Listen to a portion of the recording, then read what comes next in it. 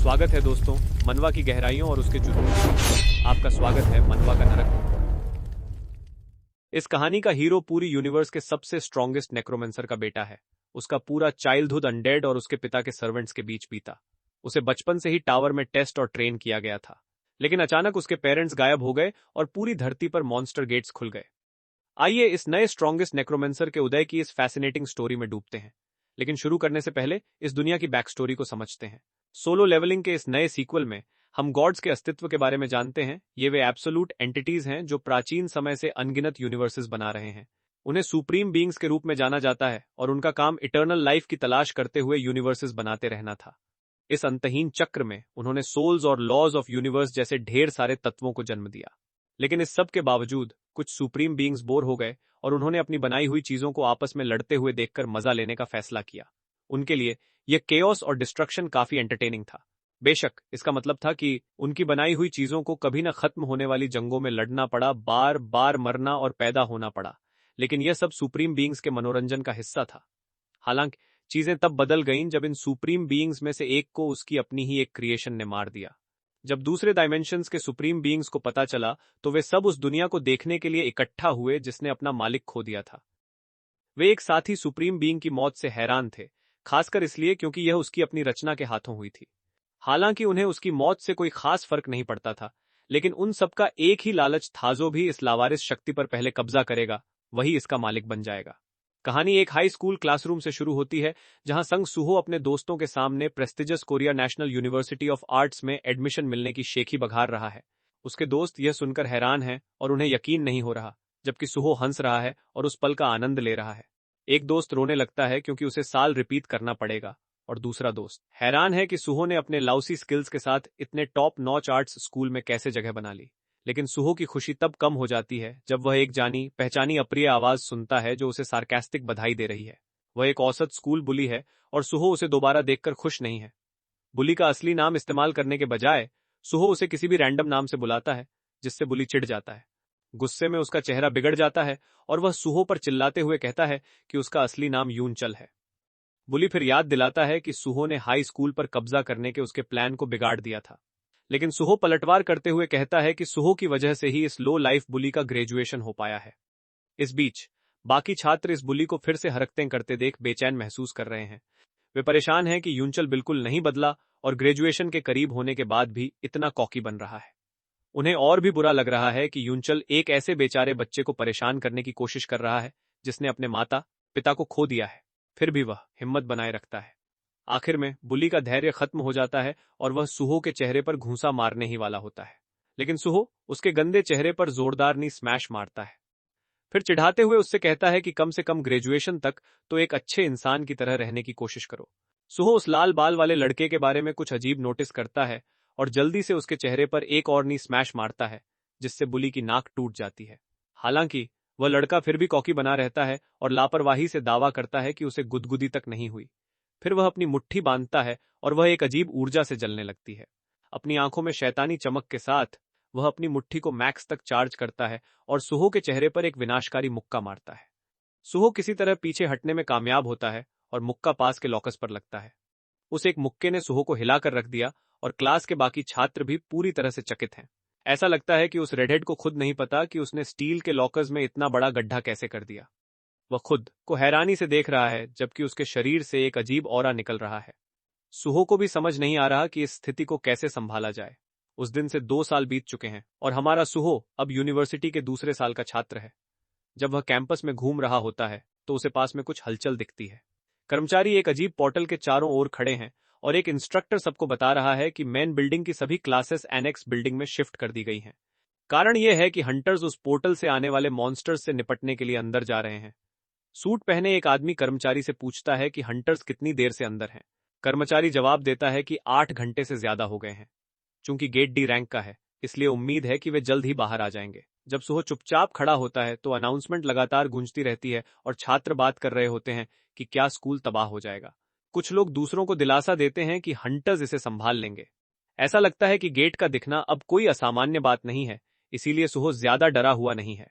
दरअसल करीब 3 साल पहले गेट्स नाम के ये पोर्टल हर जगह दिखने लगे थे और दुनिया में बड़े बदलाव आए। गेट्स असल में डंजन्स के छोटे रास्ते हैं और एक बार खुलने पर वहां के मॉन्स्टर्स बाहर आकर परेशानी पैदा करने लगते हैं। लेकिन सिर्फ मॉन्स्टर्स ने ही हलचल नहीं मचाई, लोगों में भी विशेष योग्यताएं विकसित होने लगीं। इन लोगों को अवेकेंड कहा जाता है, जो माना का इस्तेमाल कर सकते थे और उनके पास बेहतरीन शक्तियां थीं। दुनिया में कैओस था और सबको लगा कि यह हमेशा चलेगा। फिर जिंचल नाम का एक अवेकेंड आया। उसने हंटर एसोसिएशन बनाई, अन्य अवेकेंड को साथ लाया और हंटर्स नाम की एक नौकरी बनाई। उनकी वजह से अव्यवस्था उम्मीद से कहीं तेज सुलझ गई। अब लोग अवेकेंड और नॉन अवेकेंड में बंटे हुए हैं। चूंकि नॉन अवेकेंड लोगों के पास वैसी शक्तियां नहीं हैं, इसलिए उन्हें अपना नाम बनाने के लिए बहुत मेहनत करनी पड़ती है। वहीं अवेकेंड अपनी शक्तियों से कुछ भी हासिल कर सकते हैं। नॉन अवेकेंड लोग, जो कभी कभी खुद को उनके सामने चींटी जैसा महसूस करते हैं, उन्हें अपनी सीमाएं दिखने लगी हैं। वे कितनी भी मेहनत कर लें, वे एक मामूली ई रैंक अवेकेंड के साथ के गैप को नहीं भर सकते। हालांकि हंटर्स दुनिया को बचाने के लिए लड़ते हैं, लेकिन यह साफ है कि अवेकेंड के बिना नॉन अवेकेंड जिंदा नहीं बचेंगे। इसके विपरीत अवेकेंड बिना नॉन अवेकेंड के भी ठीक ठाक रह सकते हैं। इस वजह से हर कोई हंटर्स का शुक्रगुजार है और उन्हीं की वजह से सुहो जैसे नॉन अवेकेंड लोग शांति से अपनी डेली रूटीन जी पा रहे हैं। लेकिन सुहो के मन में एक बेचैनी भी है। वह खुद को लेकर इनसिक्योर महसूस करता है और सोचता है कि क्या वह अपनी कमियों का आदी होता जा रहा है। वह अपने माता पिता को खोने के बारे में सोचता है और कैसे उसका अस्तित्व दूसरों पर निर्भर है। हालांकि उसने कभी महसूस किया था कि वह कुछ भी हासिल कर सकता है, लेकिन वह आत्मविश्वास अब धुंधला पड़ गया है, जिससे उसे अपनी बेबसी महसूस होती है। उसे अपनी मां की आवाज याद आती है, जो कहती थी कि वह अपने पिता जैसा दिखता है, और वह सोचता है कि उसके पिता इस बेबसी को कैसे संभालते। अचानक सुहो को लगता है जैसे उसके पिता उसे बुला रहे हैं। जब वह अपने ख्यालों से बाहर आता है तो देखता है कि उसका टीचर उसके पीछे खड़ा है। टीचर सुहो की ड्राइंग की तारीफ करता है, जो काफी इंप्रेसिव है। सुहो बस कंधे उचकाता है और कहता है कि उसने अपनी भावनाओं के आधार पर इसे बनाया है। लेकिन टीचर उस चींटी की रचनात्मक ड्राइंग से बहुत प्रभावित है, जिसका शरीर इंसानों जैसा है। हम सबको पता है कि वह ड्राइंग क्या दिखाती है, लेकिन सुहो को अंदाजा नहीं है कि उसने ऐसी क्रीपी चीज क्यों बनाई। इस बीच कैंपस के बाहर हंटर्स पोर्टल से बाहर निकलने लगे हैं। वे सभी काफी कॉन्फिडेंट दिख रहे हैं, जो इस बात का सबूत है कि उनका रेड सफल रहा। साइट वर्कर हंटर किम को अच्छे काम के लिए शाबाशी देता है और किम कहता है कि सब कुछ बिना किसी परेशानी के निपट गया। वह आगे बताता है कि उनके पास हंटर एसोसिएशन के लिए कुछ नई जानकारी है। उन्होंने एक नए तरह के मॉन्स्टर का सामना किया, जो उन्होंने पहले कभी नहीं देखा था। वह मूल रूप से एक ह्यूमनॉइड क्रीचर है, जो अपनी आंखों और मुंह से ब्लू फ्लेम्स छोड़ता है और पंजों और दांतों से हमला करता है। वह मानता है कि उस जीव ने उसे थोड़ा सा खरोंच दिया था, लेकिन यह कोई गंभीर बात नहीं थी। खैर, ऐसा लगता है कि हंटर किम ने चीजों को कम आंका था, क्योंकि उस ह्यूमनॉइड मॉन्स्टर के घाव का असर बुरा होने लगता है। उसे अचानक पूरे शरीर में तेज जलन महसूस होती है और वह दर्द से तड़पने लगता है। उसकी तलवार हाथ से गिर जाती है और साइट वर्कर भी नोटिस करता है कि किम के साथ कुछ बहुत गलत है। ठीक उसी समय वह मस्कुलर हंटर एक डरावने गॉब्लिन में बदल जाता है और वैसी ही नीली लपटें छोड़ने लगता है। वह वर्कर पर झपटता है और एक ही बार में उसका सीना चीर देता है, जिससे एक खौफनाक नजारा बन जाता है, जिसे देख सबकी रूह कांप जाती है। बाकी हंटर्स और लोग डर जाते हैं। एक हंटर तुरंत इशारा करता है कि ये नीली लपटें वैसी ही हैं जैसी डंगोन के मॉन्स्टर्स इस्तेमाल करते थे। किम, जो अब खुद एक भयानक जीव है, अपने साथी हंटर पर हमला करता है और उसका सिर ऐसे काट देता है जैसे कोई बड़ी बात न हो। भगदड़ मच जाती है, क्योंकि लोग अपनी जान बचाने के लिए हर दिशा में भागने लगते हैं। दुर्भाग्य से जिन लोगों को किम ने काटा था, वे भी नीली लपटों वाले मॉन्स्टर्स में बदलने लगते हैं और दूसरों पर हमला करने लगते हैं, जिससे केओस और बढ़ जाता है। चीखें इतनी तेज हैं कि बिल्डिंग के अंदर सुनी जा सकती हैं और लोग खिड़कियों के पास जमा हो जाते हैं, ये देखने के लिए कि क्या हो रहा है। जब सुहो बाहर देखता है तो उसे खून खराबा दिखता है, जहां लोग एक दूसरे पर हमला कर रहे हैं और उनके दिमाग पर उसी नीली ऊर्जा का कब्जा हो गया है। छात्रों को यह समझने में देर नहीं लगती कि ये लोग मॉन्स्टर्स में बदल चुके हैं। डंजन ब्रेक होते देख स्टूडेंट्स पैनिक करने लगते हैं और अपने इंस्ट्रक्टर से आगे आने की विनती करते हैं, क्योंकि वह भी एक अवेकेंड है। लेकिन टीचर जल्दी से उन्हें याद दिलाता है कि वह सिर्फ एक ही रैंक हंता है। अचानक सुहो को कैंपस की जमीन के ठीक ऊपर वही ब्लू फ्लेम मॉन्स्टर दिखता है। मॉन्स्टर अपनी स्टैंस लेता है और इससे पहले कि वह खिड़की के अंदर कूदे जहां सारे स्टूडेंट्स जमा हैं, सुहो सबको भागने के लिए चिल्लाता है। जल्दी! इससे पहले कि कोई रिएक्ट कर पाता, मॉन्स्टर खिड़की से अंदर कूदता है और तुरंत एक स्टूडेंट को नॉकआउट कर देता है, और सुहो खुद को बचाने के लिए जल्दी से नीचे झुक जाता है। मॉन्स्टर अपना मुंह खोलता है, ब्लू फ्लेम्स छोड़ता है और उस स्टूडेंट को खाना डिवावर शुरू कर देता है, जिसे उसने अभी गिराया था। यह नजारा इतना खौफनाक है कि बाकी स्टूडेंट्स की सच में हालत खराब हो रही है। सुहो एग्जिट की ओर भागता है, लेकिन तभी उसकी नजर एक साथी छात्रा पर पड़ती है, जिसके पैर मॉन्स्टर के टकराने से टूट गए हैं और वह हिलने में असमर्थ है। मदद के लिए उसकी हताश पुकार सुनकर वह थम जाता, लेकिन एक पल के बाद वह अपनी आंखें बंद कर लेता है और बाहर भागने लगता है, उसे दिलासा देते हुए कि वह हंटर्स को मदद के लिए यहां लाएगा। मन ही मन सुहो जानता है कि वह उससे झूठ बोल रहा है। उसे पीछे छोड़ने का मतलब है निश्चित मौत, और वह एक नॉन अवेकेंड के रूप में अपनी लिमिटेशन से अच्छी तरह वाकिफ है। लेकिन वह एक गहरी सांस लेता है, अपनी शक्तिहीनता को दोष न देने का फैसला करता है और खुद से कहता है कि उसे कुछ ऐसा ढूंढना होगा जो वह कर सके। सुहो सोचता है कि उसके पिता ने इस स्थिति में क्या किया होता। जैसे ही वह अपने मन में अपने पिता की कल्पना करता है, हम देखते हैं कि मॉन्स्टर उस स्टूडेंट को पूरा चबा चुका है। अब उसकी नजर फर्श पर घायल लड़की पर है, जो मूल रूप से वहां असहाय पड़ी है और एक मेमने की तरह कटने के लिए तैयार है। उसकी आंखों से आंसू बहने लगते हैं, क्योंकि वह अपने सामने मंडराती मौत को देख रही है। अगले ही पल मॉन्स्टर पागल हो जाता है और एक पागल कुत्ते की तरह उसकी ओर दौड़ता है। जैसे ही वह अपने गंदे चेहरे से उसे काटने वाला होता है, सुहो एक फायर एक्सटिंग्विशर उठाता है और उसे मॉन्स्टर के चेहरे पर दे मारता है, और उसकी आंखों की चमक से ऐसा लगता है जैसे उसने समझ लिया है कि उसके पिता ने क्या किया होता, और वह बिल्कुल वही कर रहा है। जैसे ही सुहो का संकल्प उसके अंदर जागता है, सिस्टम बूट होना शुरू हो जाता है। पहला नोटिफिकेशन एक अलर्ट है जिसमें कहा गया है कि उसने करेज ऑफ द वीक नाम के एक सीक्रेट क्वेस्ट को पूरा करने की सभी शर्तें पूरी कर ली हैं। इससे पहले कि हम जाने क्या हो रहा है, थोड़ा पीछे चलते हैं। सुहो बताता है कि उसने बहुत समय पहले एक सपना देखा था जो एक गेम जैसा महसूस होता था।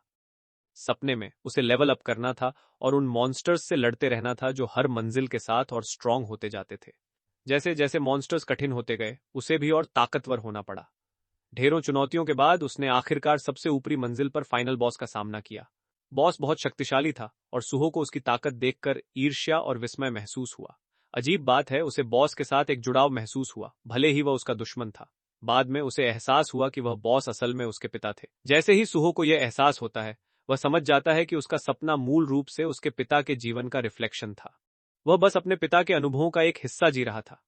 अपने सपने में वह पास में फायर एक्सटिंग्विशर देखता है, उसे जल्दी से पकड़ता है और कमरे में वापस दौड़ता है। वह मॉन्स्टर के चेहरे पर एक जोरदार प्रहार करता है, जिससे वह पीछे की ओर लुढ़क जाता है। भले ही उसने मॉन्स्टर के चेहरे पर वार किया, लेकिन उसके पास कोई माना नहीं है, इसलिए उसका हमला एक मैजिक बीस्ट के खिलाफ बहुत प्रभावी नहीं है और उसे पता नहीं है कि आगे क्या करना है। लेकिन तभी सुहो की आंखें अविश्वास से फटी रह जाती हैं जब वह देखता है कि मॉन्स्टर और डरी हुई लड़की अपनी जगह पर जम गए हैं, जैसे कि समय रुक गया हो। तभी एक सिस्टम विंडो एक नोटिफिकेशन के साथ पॉप अप होती है, जिसमें कहा गया है कि उसने courage of the week secret quest को पूरा करने की शर्तें पूरी कर ली हैं और अब वह एक प्लेयर बनने के योग्य है। सिस्टम पूछता है कि क्या वह स्वीकार करना चाहता है। उसका दिमाग उसके सपने की ओर जाता है और उसे एहसास होता है कि अगर वह इस मॉन्स्टर से वैसे ही लड़ सकता है जैसे उसके पिता ने किया था, तो एक्सेप्ट बटन दबाना एक जाहिर सी बात है। इसके तय होते ही वह अपनी पसंद की पुष्टि करता है और कमरे में एक तेज रोशनी भर जाती है, क्योंकि वह एक अवेकेंड में विकसित हो जाता है। अगले ही पल सिस्टम घोषणा करता है कि वह आधिकारिक तौर पर एक प्लेयर बन गया है। नोटिफिकेशंस हर जगह पॉप अप होने लगते हैं जो वर्तमान क्वेस्ट्स, रिवॉर्ड्स और बहुत कुछ दिखाते हैं। हम सिस्टम से कुछ अतिरिक्त प्रभाव भी देखते हैं, जिनमें से एक को लॉन्जेविटी कहा जाता है। ये पर्क सभी बीमारियों, जहर और स्टेटस इफेक्ट से लड़ सकता है और सोने से उसकी रीजेनरेशन ठीक होने की क्षमता काफी बढ़ जाएगी। सुहो की स्टेटस विंडो उसकी आंखों के सामने आती है और इस गेम जैसे स्टेटस को देखकर वह मुस्कुराता है। यह स्पष्ट है कि वह आखिरकार अवेकन हो गया है। उसका वर्तमान क्वेस्ट मिस्टबर्न को हराना है और सफल होने पर वह लेवल अप होगा। एक बार जब सुहो जाग जाता है तो समय फिर से शुरू हो जाता है और वह स्पष्ट रूप से देखता है कि यह मॉन्स्टर एक डी रैंक अवेकेंड मिस्टबर्न है।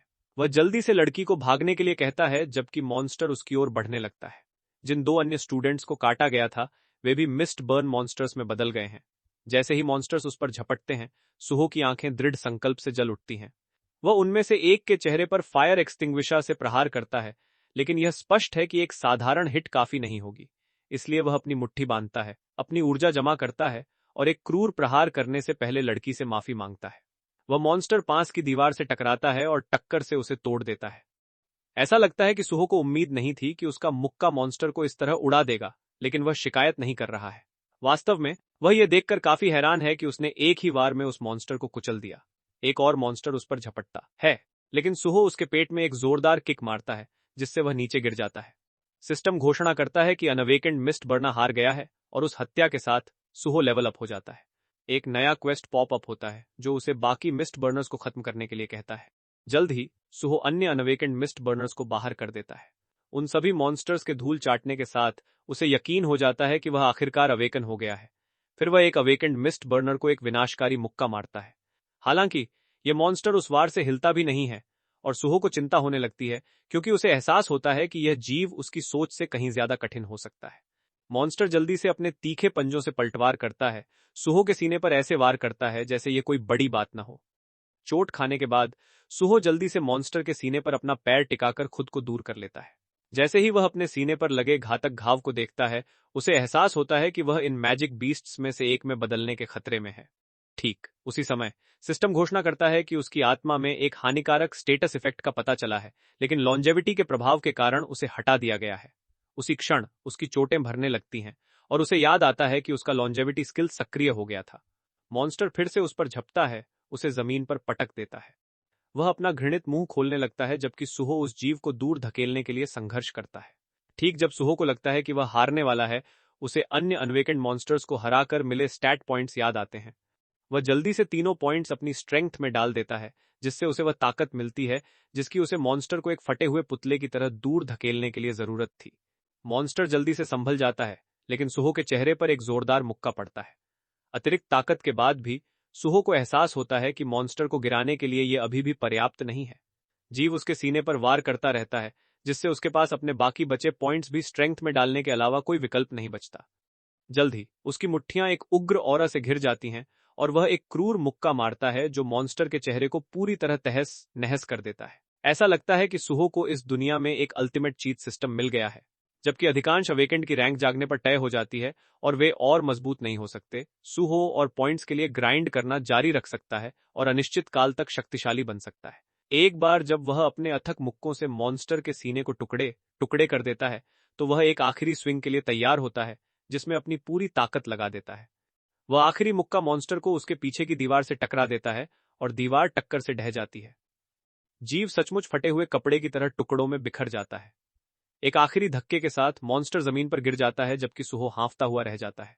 इस सब के बाद सिस्टम जल्दी से घोषणा करता है कि उसने D rank awakened mist burn को हरा दिया है और कई बार लेवल अप भी किया है। सुहो थकान के कारण जमीन पर गिर जाता है और अपने हाथ को देखता है, अपनी मेहनत से मिली जीत का आनंद लेता है। वह नए आत्मविश्वास के साथ अपनी मुट्ठी भींचता है, खुद को याद दिलाता है कि वह आखिरकार एक अवेकेंड बन गया है। उसके चेहरे पर मुस्कान फैल जाती है, क्योंकि वह घोषणा करता है कि वह अब शक्तिहीन नहीं है और अब इस दुनिया के लोगों को बचाने और संकट का सीधे सामना करने के लिए तैयार है।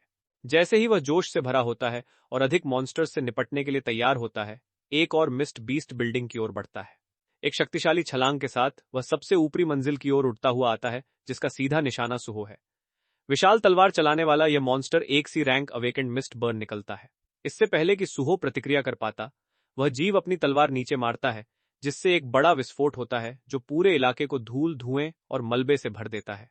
इस बीच पूरे शहर में इमरजेंसी हॉर्न बज रहे हैं, जो कोरिया यूनिवर्सिटी ऑफ आर्ट्स में डंजन ब्रेक की घोषणा कर रहे हैं और सभी को तुरंत इलाका खाली करने के लिए कह रहे हैं। कैंपस में और भी बैकअप आ गया है, लेकिन प्लेटून कैप्टन काफी निराश महसूस कर रहा है। हर जगह मर रहे हैं और वे सिर्फ हंटर एसोसिएशन द्वारा मदद भेजने का इंतजार कर सकते हैं। सैनिक रिपोर्ट करता है कि एसोसिएशन अभी भी भेजने के लिए बी रैंक या उससे ऊपर के हंटर को खोजने की कोशिश कर रहा है, इसलिए समय लग रहा है। चिड़चिड़ा कप्तान पूछता है, क्या यह गेट शुरू से ही डी रैंक नहीं बताया गया था? तो फिर हमें सफाई के लिए बी रैंक हंटर की जरूरत क्यों है? सैनिक समझाता है कि एसोसिएशन इस बात पर विचार कर रहा है कि सी रैंक हंटर किम जोंग सू सहित हंटर्स संक्रमित हो गए हैं और कैंपस पर हमला कर रहे हैं।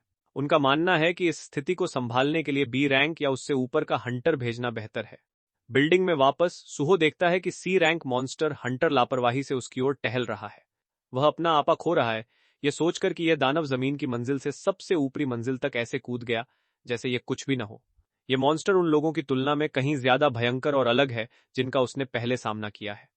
न केवल यह सी रैंक है, बल्कि यह एक विशाल हथियार भी चला रहा है, जिससे सुहो अनिश्चित है कि क्या वह इसे संभाल पाएगा।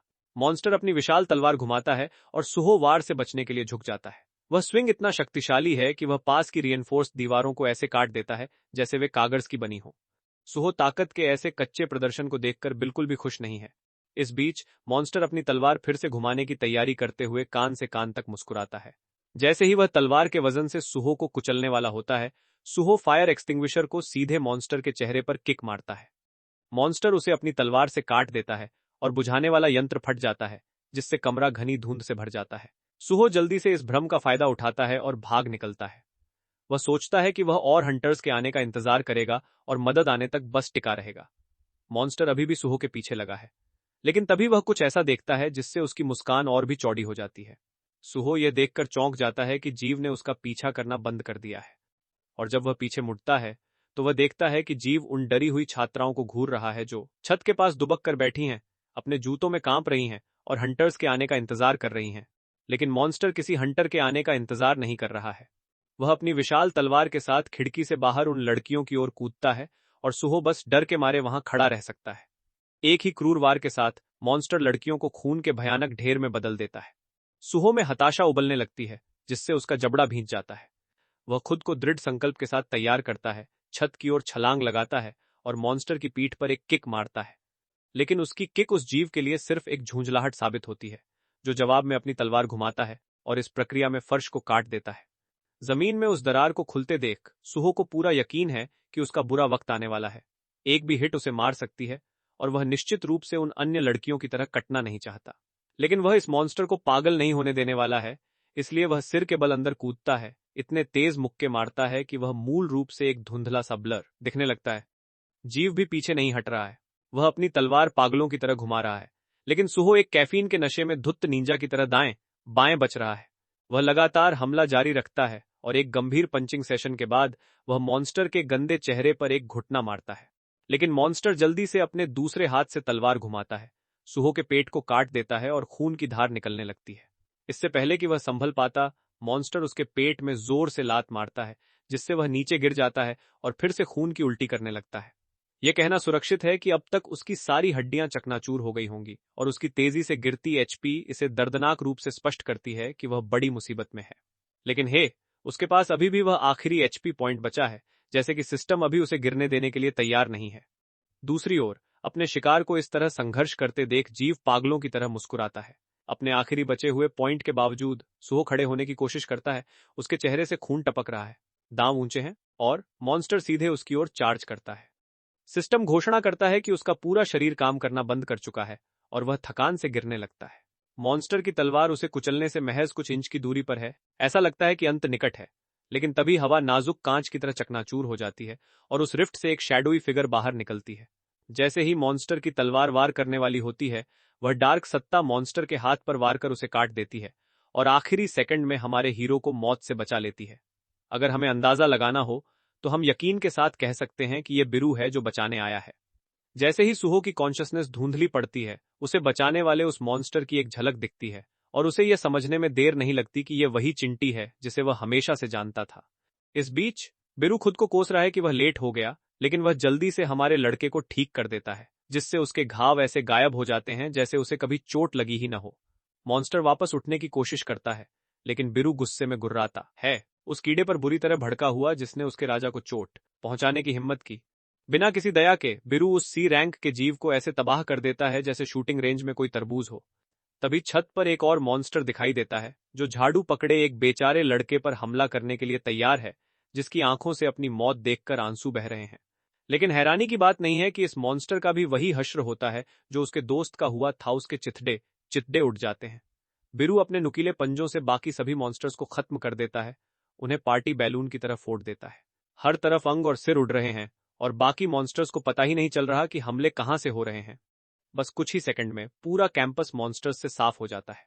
पूरे इलाके में एक तेज रोशनी लहर की तरह फैलती है और बिरु अपने घुटनों के बल गिर जाता है, आखिरकार अपने मालिक का फिर से स्वागत करने के काबिल होकर। लेकिन इससे पहले कि हम उनका मिलन देख सकें, सीन पास्ट में चला जाता है, जहां हम छोटे सुहो को चिंटियों की ड्राइंग बनाते हुए देखते हैं। और सिर्फ एक नहीं, उसने पहले ही कई स्केच बना लिए हैं। अचानक बिरु वहां आता है और एक ड्राइंग को हाथ में लेकर अपने यंग मोनक से पूछता है कि क्या वह अभी भी उसके जैसे किसी के चित्र बना रहा है। बिरु बिल्कुल रोने की कगार पर है, यह देखकर भावुक हो गया है कि उसका नन्हा मालिक उसे कितना प्यार करता है। फिर जैसे ही सब कुछ इमोशनल हो रहा होता है, हमारा लड़का अपनी आंखें खोलता है और महसूस करता है कि वह एक इन्फर्मरी में है। जाहिर है वह डिस्पेंसरी नहीं बल्कि एक अस्पताल है, और हमारे लड़के के चिंतित चाचा उसे डांट रहे हैं, पूछ रहे हैं कि आखिर वह इस मुसीबत में कैसे फंस गया। वह जोर देते हैं कि हमारे लड़के के साथ कुछ गार्ड्स होने चाहिए, क्योंकि यह दुनिया अब सुधरने वाली नहीं है। सुहो के आंखें खोलने तक यह पता चलता है कि उसके चाचा की चिंता जायज है। इस घटना को 2 दिन बीत चुके हैं। ढेरों मौतों के कारण यह घटना दुनिया भर में चर्चा का विषय बनी हुई है। इससे भी ज्यादा चौंकाने वाली बात मिस्ट बर्न्स की खोज है, वे मॉन्स्टर जो हंटर्स तक को संक्रमित कर सकते हैं और उन्हें खुद मॉन्स्टर बना सकते हैं। हंटर एसोसिएशन ने शहर के बीचों बीच यह घटना होने के बावजूद इसे जनता को न बताने का फैसला किया। जब हंटर्स मौके पर पहुंचे तो यूनिवर्सिटी के सभी मिस्ट बर्न मॉन्स्टर्स किसी अज्ञात ताकत द्वारा सब्जियों की तरह पहले ही काटे जा चुके थे। कुछ चश्मदीदों ने तो यहां तक दावा किया कि मॉन्स्टर उनकी आंखों के सामने अचानक फट गए और उनमें विस्फोट हो गया। सुहो टीवी बंद कर देता है, यह राहत महसूस करते हुए कि उसका अवेकनिंग सिर्फ एक सपना नहीं था। इसके ऊपर वह अब एक ऐसा अवेकनर है जो लेवल अप होने के साथ साथ मजबूत होता जाता है। लेकिन वह अभी भी एक बात को लेकर उत्सुक है। उसे साफ याद है कि उसे एक सी रैंक मिस्ट बर्न ने काटा था, तो वह अभी तक जिंदा कैसे है। तभी बिरु चुपके से आता है और नन्हे सम्राट का अभिवादन करता है। लेकिन जल्द ही बिरु फूट फूट कर रोने लगता है, भावनाओं से भर जाता है। इतने लंबे समय बाद अपने नन्हे मालिक से मिलने पर वह यह देखकर बहुत प्रभावित है कि उसका सम्राट कितना शानदार ढंग से बड़ा हुआ है और वह अपनी भावनाओं पर काबू नहीं रख पाता। अपने पुराने दोस्त को देखकर सुहो के बचपन की यादें ताजा हो जाती हैं। उसे साफ याद आता है कि कैसे बिरु ने एक प्यार करने वाले माता पिता की तरह उसकी देखभाल की और उसे काफी अच्छी तरह पाला। लेकिन वह यह समझ नहीं पा रहा कि उसे अब तक बिरु याद क्यों नहीं आया। जैसे ही बिरु अपने आंसू पोंछता है, वह समझाता है कि वह हमारे लड़के को खोजने के लिए डायमेंशंस को पार करके आया है। इस बीच सुहो अभी भी यह समझने की कोशिश कर रहा है कि जब वह छोटा था तब यह डार्क जीव उसके आसपास क्यों था। उसे यह भी याद आता है कि यह चिंटी पहले हमेशा इतनी छोटी नहीं थी। इसके जवाब में बिरु समझाता है कि वह छोटा हो गया क्योंकि डायमेंशंस पार करने में उसकी बहुत सारी माना खर्च हो गई। सिस्टम विंडो पर बिरु को लेवल 1 प्राइवेट ग्रेड दिखाया गया है, जिससे चिंटी जल्दी ही भड़क जाती है। वह उस कूड़ा सिस्टम को कोसता है जिसने उसे प्राइवेट ग्रेड पर गिरा दिया, जबकि वह असल में मार्शल ग्रेड का है। सुहो फिर अंगड़ाई लेता है और अपनी जान बचाने के लिए बिरु को धन्यवाद देता है, जिससे चिंटी शर्मा जाती है। बिरु फिर उसे याद दिलाता है कि भले ही वह अभी छोटा है, लेकिन वह एक कुशल हीला है। वह फिर खुलासा करता है कि यहां आने का उसका मुख्य लक्ष्य सुहो की सील को खोलना था, लेकिन वह यह देखकर काफी हैरान है कि हमारे लड़के ने खुद ही अपनी शक्तियों को अनसील कर लिया। सुहो फिर पूछता है कि क्या यह सील उस सपने से जुड़ी है जो उसने देखा था। बिरु पुष्टि करता है, यह कहते हुए कि सुहो को भले ही लगे कि वह सिर्फ एक सपना था, लेकिन उसने जो कुछ भी अनुभव किया वह सच था। वह सुहो को यह भी बताता है कि वह अब उनकी पिछली लड़ाई की तुलना में बहुत मजबूत है। वह आगे समझाता है कि महान शैडो मोनक संग जिन वू, जो निश्चित रूप से हमारे लड़के के पिता हैं, सफल हुए और उन्होंने सुहो को एक सामान्य जीवन देने के लिए उसकी शक्तियों के साथ साथ उसकी यादों को भी सील कर दिया था। अपने पिता का जिक्र सुहो को झकझोर देता है। वह बिरु को पकड़ लेता है और यह जानने की मांग करता है कि वह उसके पिता से कैसे जुड़ा है, वह उनके बारे में क्या जानता है और उसे उसके पिता ने पीछे क्यों छोड़ दिया। बिरु फिर हकलाते हुए कहता है कि हमारे लड़के के पिता ने उसे पीछे नहीं छोड़ा या ऐसा कुछ नहीं किया, वह बस आउटर स्पेस में गए हैं। खैर, यह सुहो को और भी उत्सुक कर देता है और वह पूछता है कि आखिर यह अंतरिक्ष वाली चीज क्या है। बिरु अपना सिर खुजलाता है, यह सोचने की कोशिश करता है कि कैसे समझाए। फिर वह अपनी परछाइयों का उपयोग करके कुछ इलस्ट्रेशंस बनाता है और कहता है कि महान शैडो मोनक संग जिन वू दुनिया पर कब्जा करने की कोशिश कर रहे इन्वेडर्स से लड़ने के लिए अंतरिक्ष में गए थे। मूल रूप से सुहो के पिता अभी भी वहीं बाहर रहकर दुनिया को सुरक्षित रख रहे हैं। बिरु आगे कहता है कि संग जिनवू अटारिम के खिलाफ लड़ रहे हैं, जिन्हें आउटर स्पेस गॉड्स के रूप में जाना जाता है। वह समझाता है कि अतारिम आक्रमण करने के लिए अपने अपोसल्स को भेज रहे हैं और धरती पर आने से पहले बिरु का दावा है कि उसने खुद भी बहुत सारे दुश्मनों को मार गिराया था। यही नहीं, धरती पर दिखने वाले गेट्स और मॉन्स्टर्स इसी चल रहे युद्ध का परिणाम है। सुहो पूछता है कि क्या उसकी मां भी उसके पिता के साथ गई थी, और बिरु कहता है नहीं। सुहो फिर बताता है कि उसकी मां उसी दिन लापता हो गई थी जिस दिन उसके पिता हुए थे, इसलिए उसने सोचा कि वे साथ हो सकते हैं। अचानक बिरु घबराने लगता है और पागलों की तरह यहां वहां दौड़ने लगता है। उसे झटके के साथ एहसास होता है कि एमएस ही इन भी लापता है और वह बुदबुदाता है कि अतारिम के दूतों ने उनके लिए जरूर कोई गंदा जाल बिछाया होगा। सुहो फिर पूछता है कि क्या ये एटारिम के कमीने ही वह कारण है जिससे उसके माता पिता वापस नहीं आ सकते। बिरु पूछता है कि क्या सुहो उनसे मिलना चाहता है। सुहो का हाथ हताशा और दृढ़ संकल्प से कांपता है, क्योंकि वह स्पष्ट करता है कि वह निश्चित रूप से उनसे मिलना चाहता है, क्योंकि वह इतने सालों से अकेला है। बिरु कहता है कि ऐसा करने का केवल एक ही तरीका है। युद्ध के कारण उसके पिता शायद कुछ समय के लिए अंतरिक्ष में फंसे रहें, लेकिन सुहो मजबूत होने के बाद अपनी मां को खोजकर बचा सकता है। इसलिए बिरु कहता है कि अब लेवलिंग अप के लिए ग्राइंडिंग शुरू करने का समय आ गया है। जैसे ही बिरु यह कहता है, एक सिस्टम विंडो पॉप अप होती है जिसमें ट्रायल ऑफ द शैडो छाया का परीक्षण नाम का एक क्वेस्ट होता है।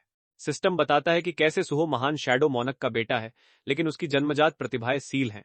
उस शक्ति को अनलॉक करने के लिए उसे शैडो डंजन में प्रवेश करके और अपनी काबिलियत दिखाकर खुद को साबित करना होगा। सुहो ने जो चाबी पकड़ी हुई है उसे शैडो डंजन के रूप में जाना जाता है, और इसकी दुर्लभता अज्ञात है।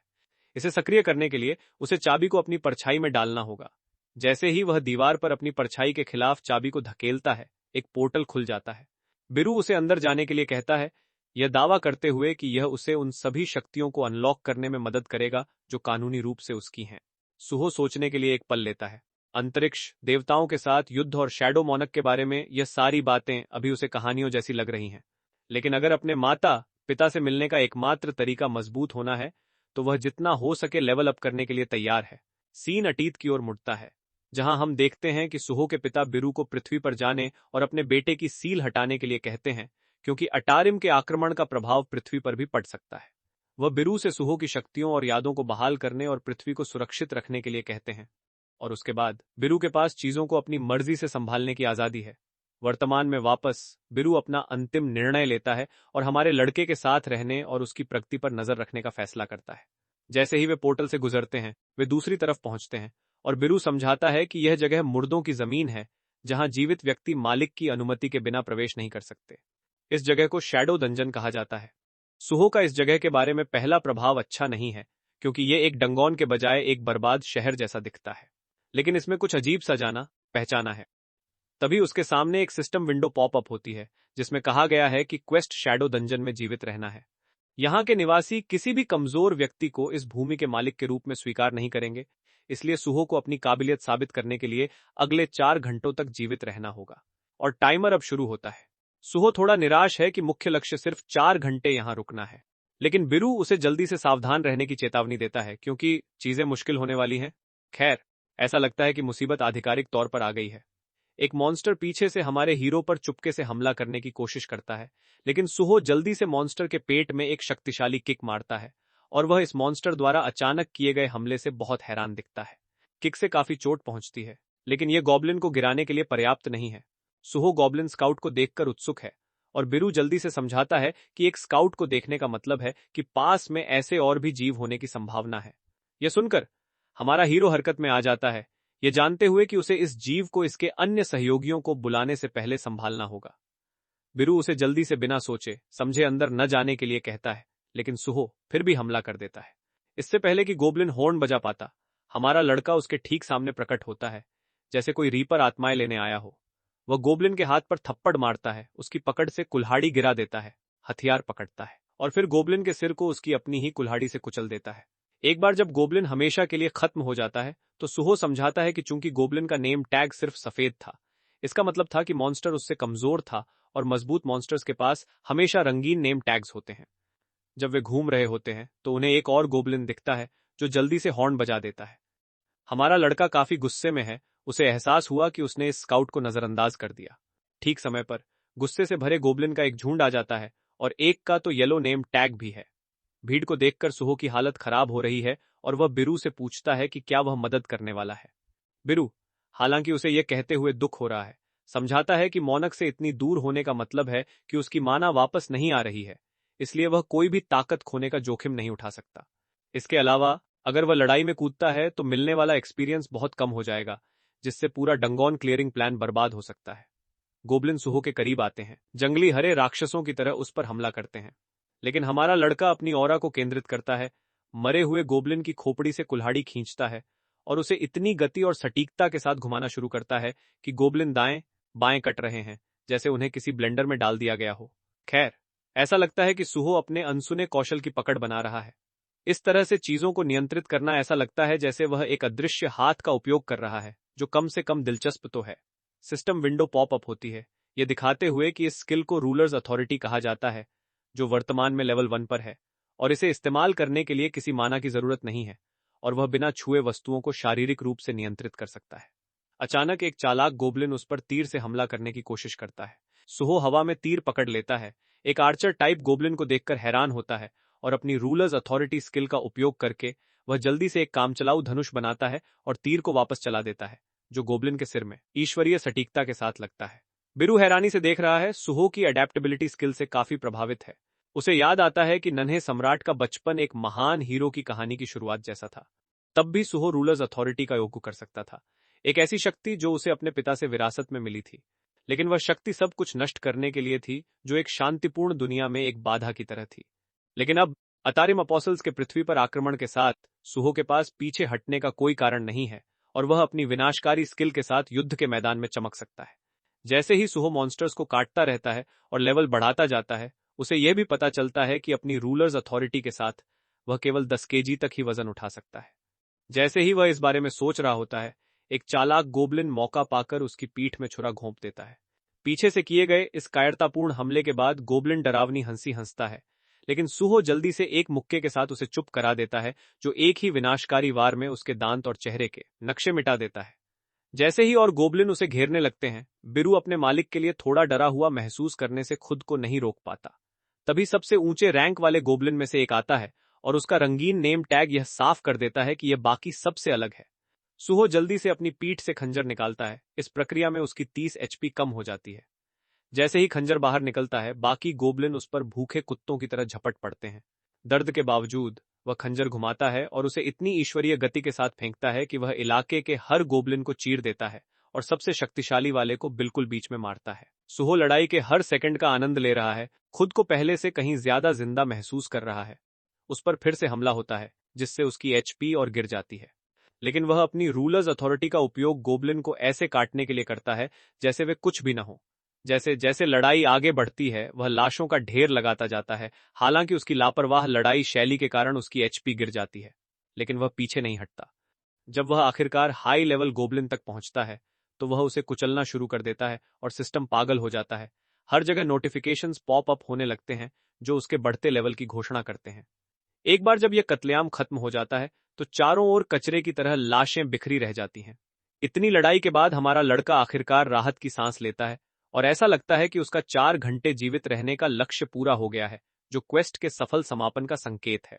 बिरु अपने नन्हे मालिक के लिए तालियां बजाने लगता है, ये कहते हुए कि उसे 1 सेकंड के लिए भी उस पर शक नहीं था और वह जानता था कि वह इस परीक्षण को आसानी से पार कर लेगा।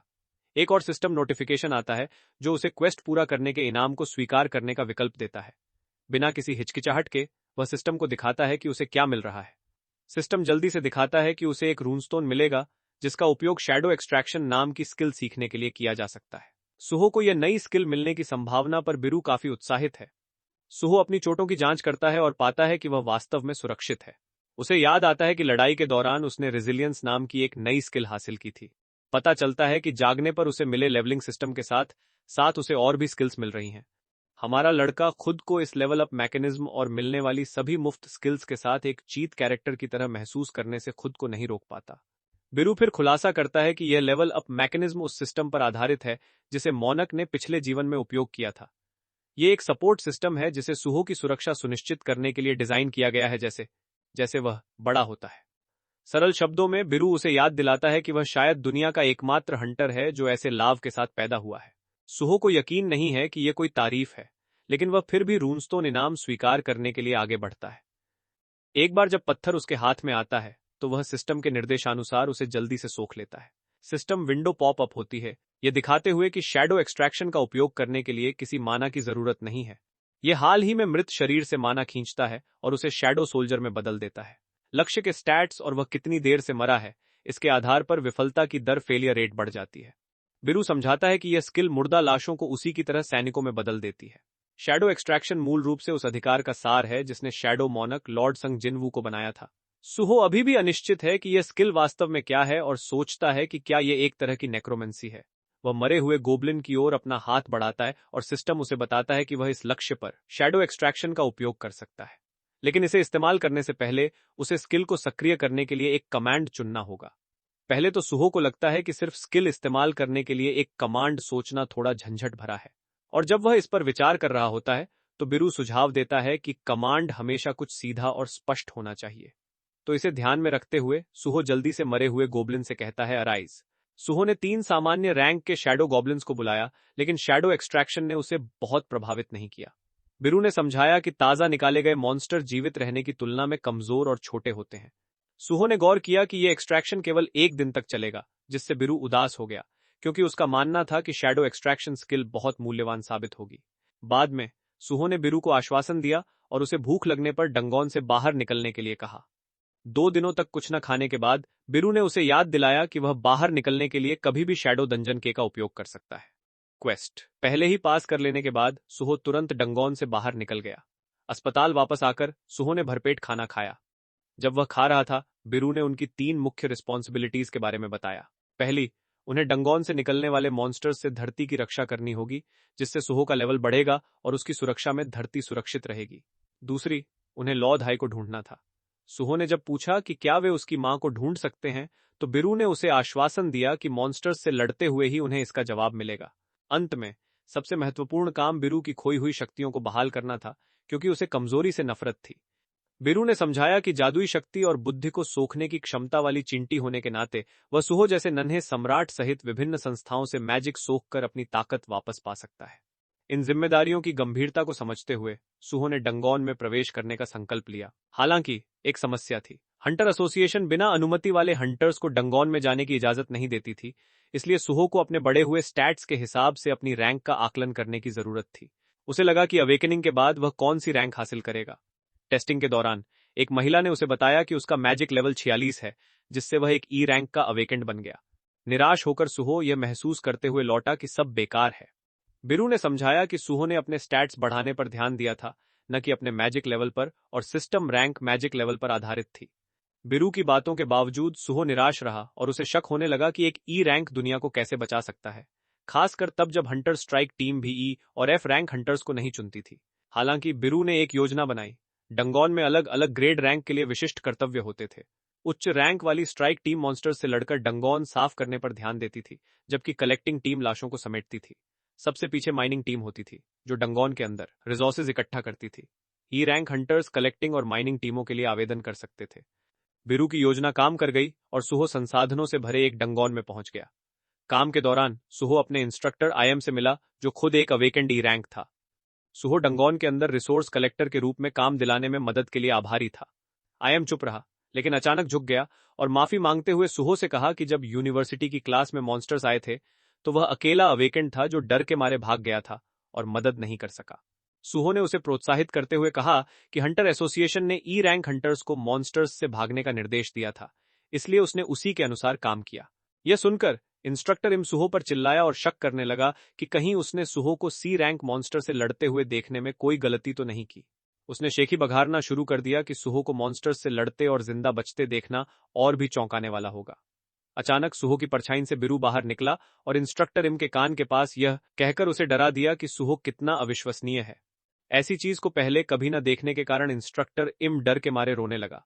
सुहो ने बिरु से पूछा कि वह क्यों आया है, जिस पर बिरु ने जवाब दिया कि सुहो अभी भी कमजोर है और उसे सहायता की जरूरत है। उन्हें बात करते देख इंस्ट्रक्टर आयम ने सुहो से कहा कि वह भाग्यशाली है कि कम रैंक के बावजूद उसमें एक समर की शक्तियां जागी हैं।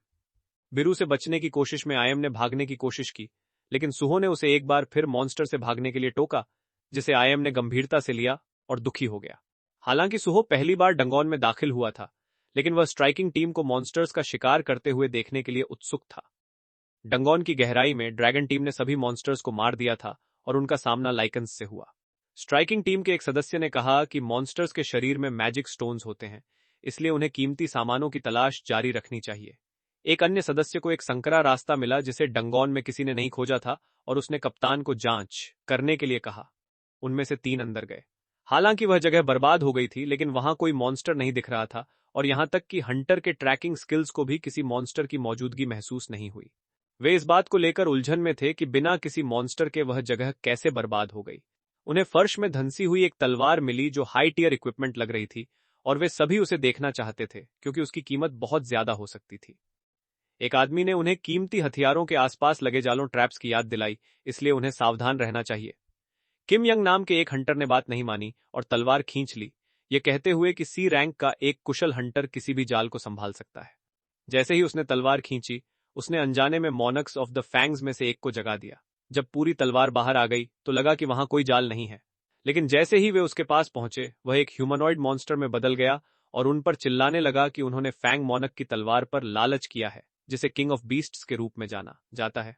9 मॉनक्स में से एक रैकन ने फैंग मोनक के क्षेत्र में सभी आक्रमणकारियों को मारने का आदेश दिया और उन तीनों हंटर्स को बेरहमी से मार डाला जो उसका सामना नहीं कर सके। इस बीच इंस्ट्रक्टर इम और अन्य रिसोर्स कलेक्टर्स ये देखकर हैरान थे कि सुहो ने रिसोर्स कलेक्शन के लिए 3 गोब्लिन समन है। इंस्ट्रक्टर इम सोच रहा था कि सुहो एक बोलने वाले भूत सहित 4 संस्थाओं को कैसे बुला सकता है, जबकि अधिकांश केवल 2 को ही बुला पाते थे। सुहो को भी यह असामान्य लगा कि वह 3 गोब्लिन बुला सकता है, और उसने नोट किया कि शैडो एक्सट्रैक्शन के लिए लाशों की जरूरत होना असुविधाजनक है।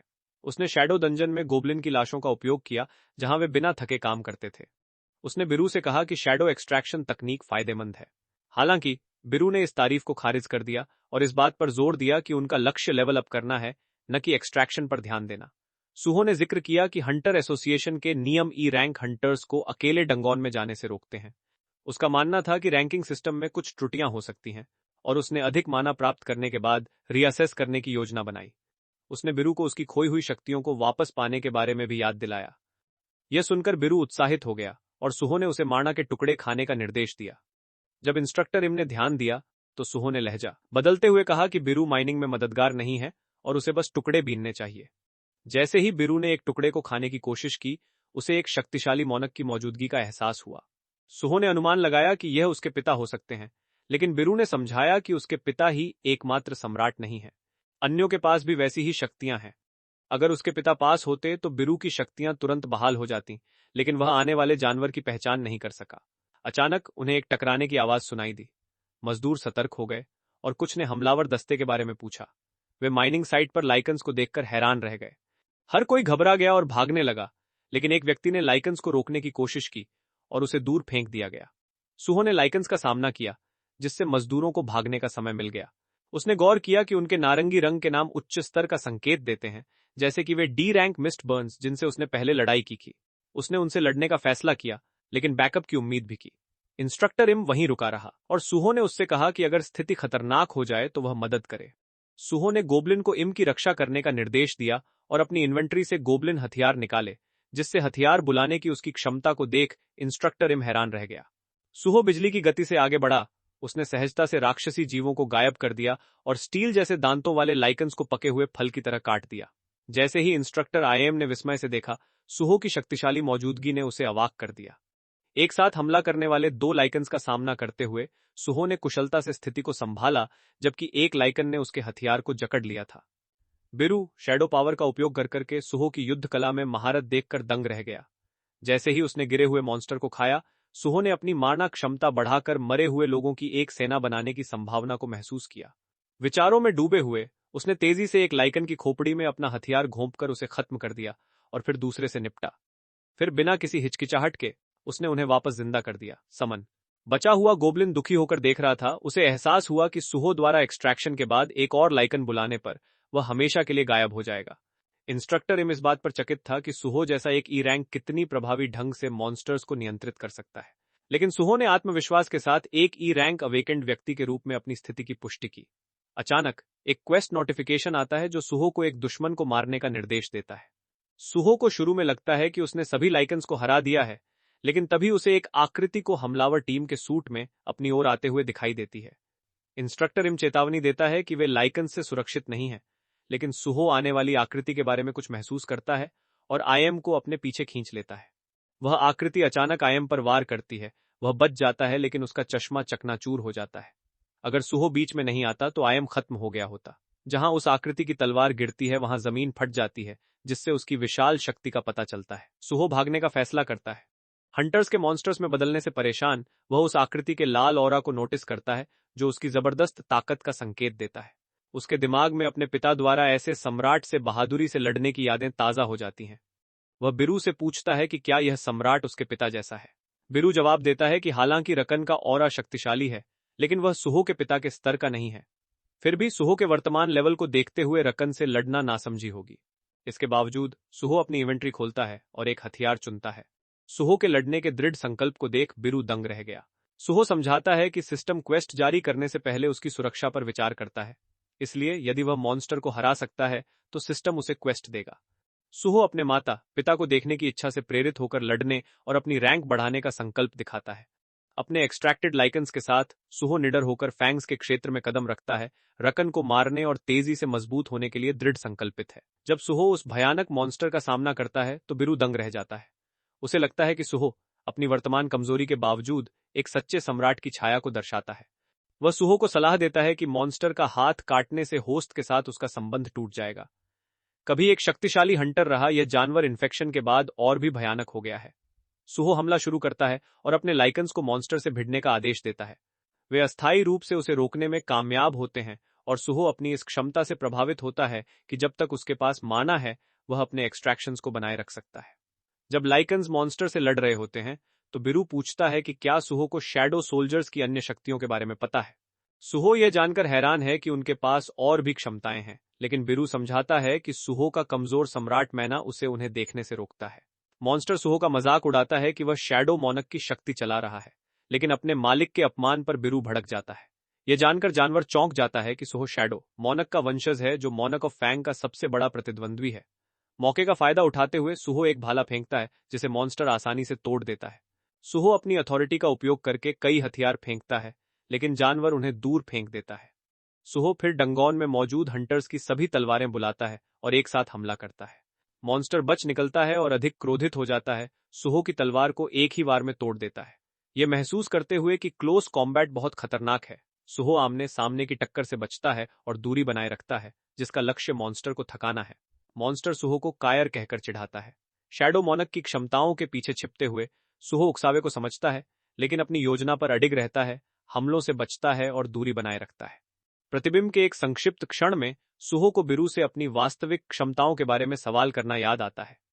बिरु ने समझाया था कि उसके बचपन की पाबंदियां अस्थायी थीं और सुहो को अब खुद को अपनी पूर्व प्रतिभा वापस पाने वाला समझना चाहिए। बिरु ने खुलासा किया कि टॉवर को क्लियर करने के बारे में वे सपने यह देखने के लिए एक परीक्षण थे कि क्या सुहो अपनी प्रतिभा को संभाल सकता है। उसके शरीर में सुधार अस्थायी थे, लेकिन उसके अनुभव मूल्यवान थे। बिरु ने इस बात पर जोर दिया कि सुहो की लड़ने की भावना और सेंसेस ही उसकी असली ताकत थी। सुहो अपनी इंद्रियों की शक्तियों को याद करता है और एक गॉन्टलेट की इच्छा करता है। वह अपने एक्सट्रैक्टेड शैडोज को अपने मनचाहे रूप में ढालने की योजना बनाता है और उन्हें एक बार फिर बुलाता है। उसे मॉन्स्टर के ताने सुनने पड़ते हैं, जो घोषणा करता है कि किसी भी योजना ने उसे कभी घायल नहीं किया और सुहो को हार मानने या मौत का सामना करने की चेतावनी देता है। जैसे ही लाइकन्स चारों तरफ से हमला करते हैं, मॉन्स्टर कुशलता से उनसे बचता है और अपनी तलवार से सुहो पर वार करता है। हालांकि सुहो का स्टील जैसा दांतों वाला लाइकन हमले को रोकने के लिए अपना रूप बदल लेता है। यह सुहो की एक बड़ी ब्रेक थ्रू है। वह अब अपनी एक्सट्रैक्टेड शैडोज को नया आकार दे सकता है, जिससे वह करीबी मुकाबले के लिए एक गॉन्टलेट बना सकता। वह प्रभावी ढंग से मॉन्स्टर के हमलों का जवाब देता है और लड़ाई पर हावी हो जाता है। शैडो सोल्जर्स को हथियारों के रूप में बढ़ती स्वतंत्रता के साथ उपयोग करने की सुहो की क्षमता से प्रभावित होकर मॉन्स्टर शैडो अथॉरिटी के लिए सुहो की योग्यता को स्वीकार करता है। सुहो हालांकि शुरुआती चरण में है, फिर भी असाधारण कौशल दिखाता है। उसका बढ़ता हुआ ऑरा उसे शक्तिशाली प्रहार करने के लिए प्रेरित करता है और आखिरकार वह मॉन्स्टर के पेट पर एक जोरदार मुक्का मारता है। जानवर गिर जाता है और धूल का गुबार बन जाता है, लेकिन वह फिर से खड़ा हो जाता है। अब और भी क्रोधित होकर सुहो अपने सभी हथियार बुलाता है और एक कुल्हाड़ी चलाता है, जबकि पागल होकर मॉन्स्टर लापरवाही से हमला करता है। मॉन्स्टर सुहो की पीठ पर वार करता है, लेकिन स्टील जैसा लाइकन उसकी रक्षा करता है। तुरंत जवाब देते हुए सुहो घातक प्रहारों की एक श्रृंखला शुरू करता है, अंततः मॉन्स्टर को हरा देता है और खुद को एक सच्चा विलक्षण प्रोडिजी साबित करता है। मॉन्स्टर्स के बीच खड़े होकर सुहो अपना काम शुरू करता है। हालांकि वह मॉन्स्टर की रैंक को लेकर थोड़ा चिंतित था, लेकिन उसे हराने में खुद पर कभी शक नहीं हुआ। बिरु ने भी यह दिखाने की कोशिश की कि उसे अपने मालिक पर पूरा भरोसा है, लेकिन सुहो ने उसे चुप करा दिया। वह अपनी नई शैडो एक्सट्रैक्शन क्षमता के साथ बेहतर महसूस कर रहा है। जब वह अपना इनाम चेक करता है तो उसे एक नया स्किल स्टॉर्मलैश और एक रून स्टोन देखकर हैरानी होती है। यह उसे एक ही वार में कई दुश्मनों पर हमला करने में सक्षम बनाएगा। सुहो इस स्किल का पेशेवर तरीके से इस्तेमाल करना चाहता है, इसलिए वह इसे टेस्ट करने की कोशिश करता है। वह इस स्किल को आजमाने के लिए एक तलवार ढूंढता है। फैंग मोनक अपने होस्ट की हार पर भी अपमानित महसूस कर रहा है। वह विचार जिसे वह सहन नहीं कर पा रहा था वह यह था कि वह शैडो मोनक के वंशज सुहो से हार स्वीकार कर सकता है। हालांकि यह लड़ाई तब तक बनी रहेगी जब तक मानवीय लालच रहेगा। यहां हमें पता चलता है कि रक्कन इंसानों को अपना मेजबान कैसे बनाता है। जैसे ही सुहो अपनी तलवार उठाने की कोशिश करता है, उसका श्राप तलवार पकड़ने वाले व्यक्ति के पूरे शरीर को निगल जाता है, लेकिन सुहो उसे उठा लेता है। एक नीला ऑरा लाल वाले पर हावी हो जाता है। एक सिस्टम नोटिफिकेशन आता है कि उसे एक आइटम मिला है। Fang of रकन। सुहो को तलवार अपनी स्किल टेस्ट करने के लिए एक बेहतरीन टूल के रूप में पसंद आई, लेकिन फैंग मोनक का दिमाग ठिकाने नहीं है, क्योंकि वह, जो राकान का उत्तराधिकारी है, सुहो पर कब्जा नहीं कर सका। सुहो के पास बेहतरीन जादूगर कंदारू का आशीर्वाद था, और लॉन्जेविटी इफेक्ट के कारण वह सभी स्टेटस इफेक्ट से मुक्त है। सुहो फैंग ऑफ रखन के साथ अपनी स्टॉर्म स्लैश स्किल को टेस्ट करता है। यह दूर स्थित पत्थरों को भी टुकड़ों में बिखेर देता। बिरू उसे देखता है और कहता है कि सुहो शैडो एक्सट्रैक्शन देखने के बाद से अलग तरह से रिएक्ट कर रहा है। शैडो अथॉरिटी ऐसी स्किल्स से हजारों गुना ज्यादा अविश्वसनीय है। यह सुनकर सुहो को थोड़ा दुख होता है। इस बीच इंस्ट्रक्टर इम होश में आता है, लेकिन अपने सामने स्ट्राइकर्स की लाशें देखकर घबरा जाता है। सुहो ने कहा कि चीजों को समझाने में समय लगेगा, इसलिए उसे घबराना नहीं चाहिए। डंगोन के बाहर बहुत हलचल और शोर है। सुहो गंभीर व्यवहार के साथ पहले ही कई लोगों को बचा चुका है और अब बचे हुए लोगों की तलाश में वापस अंदर जा रहा है।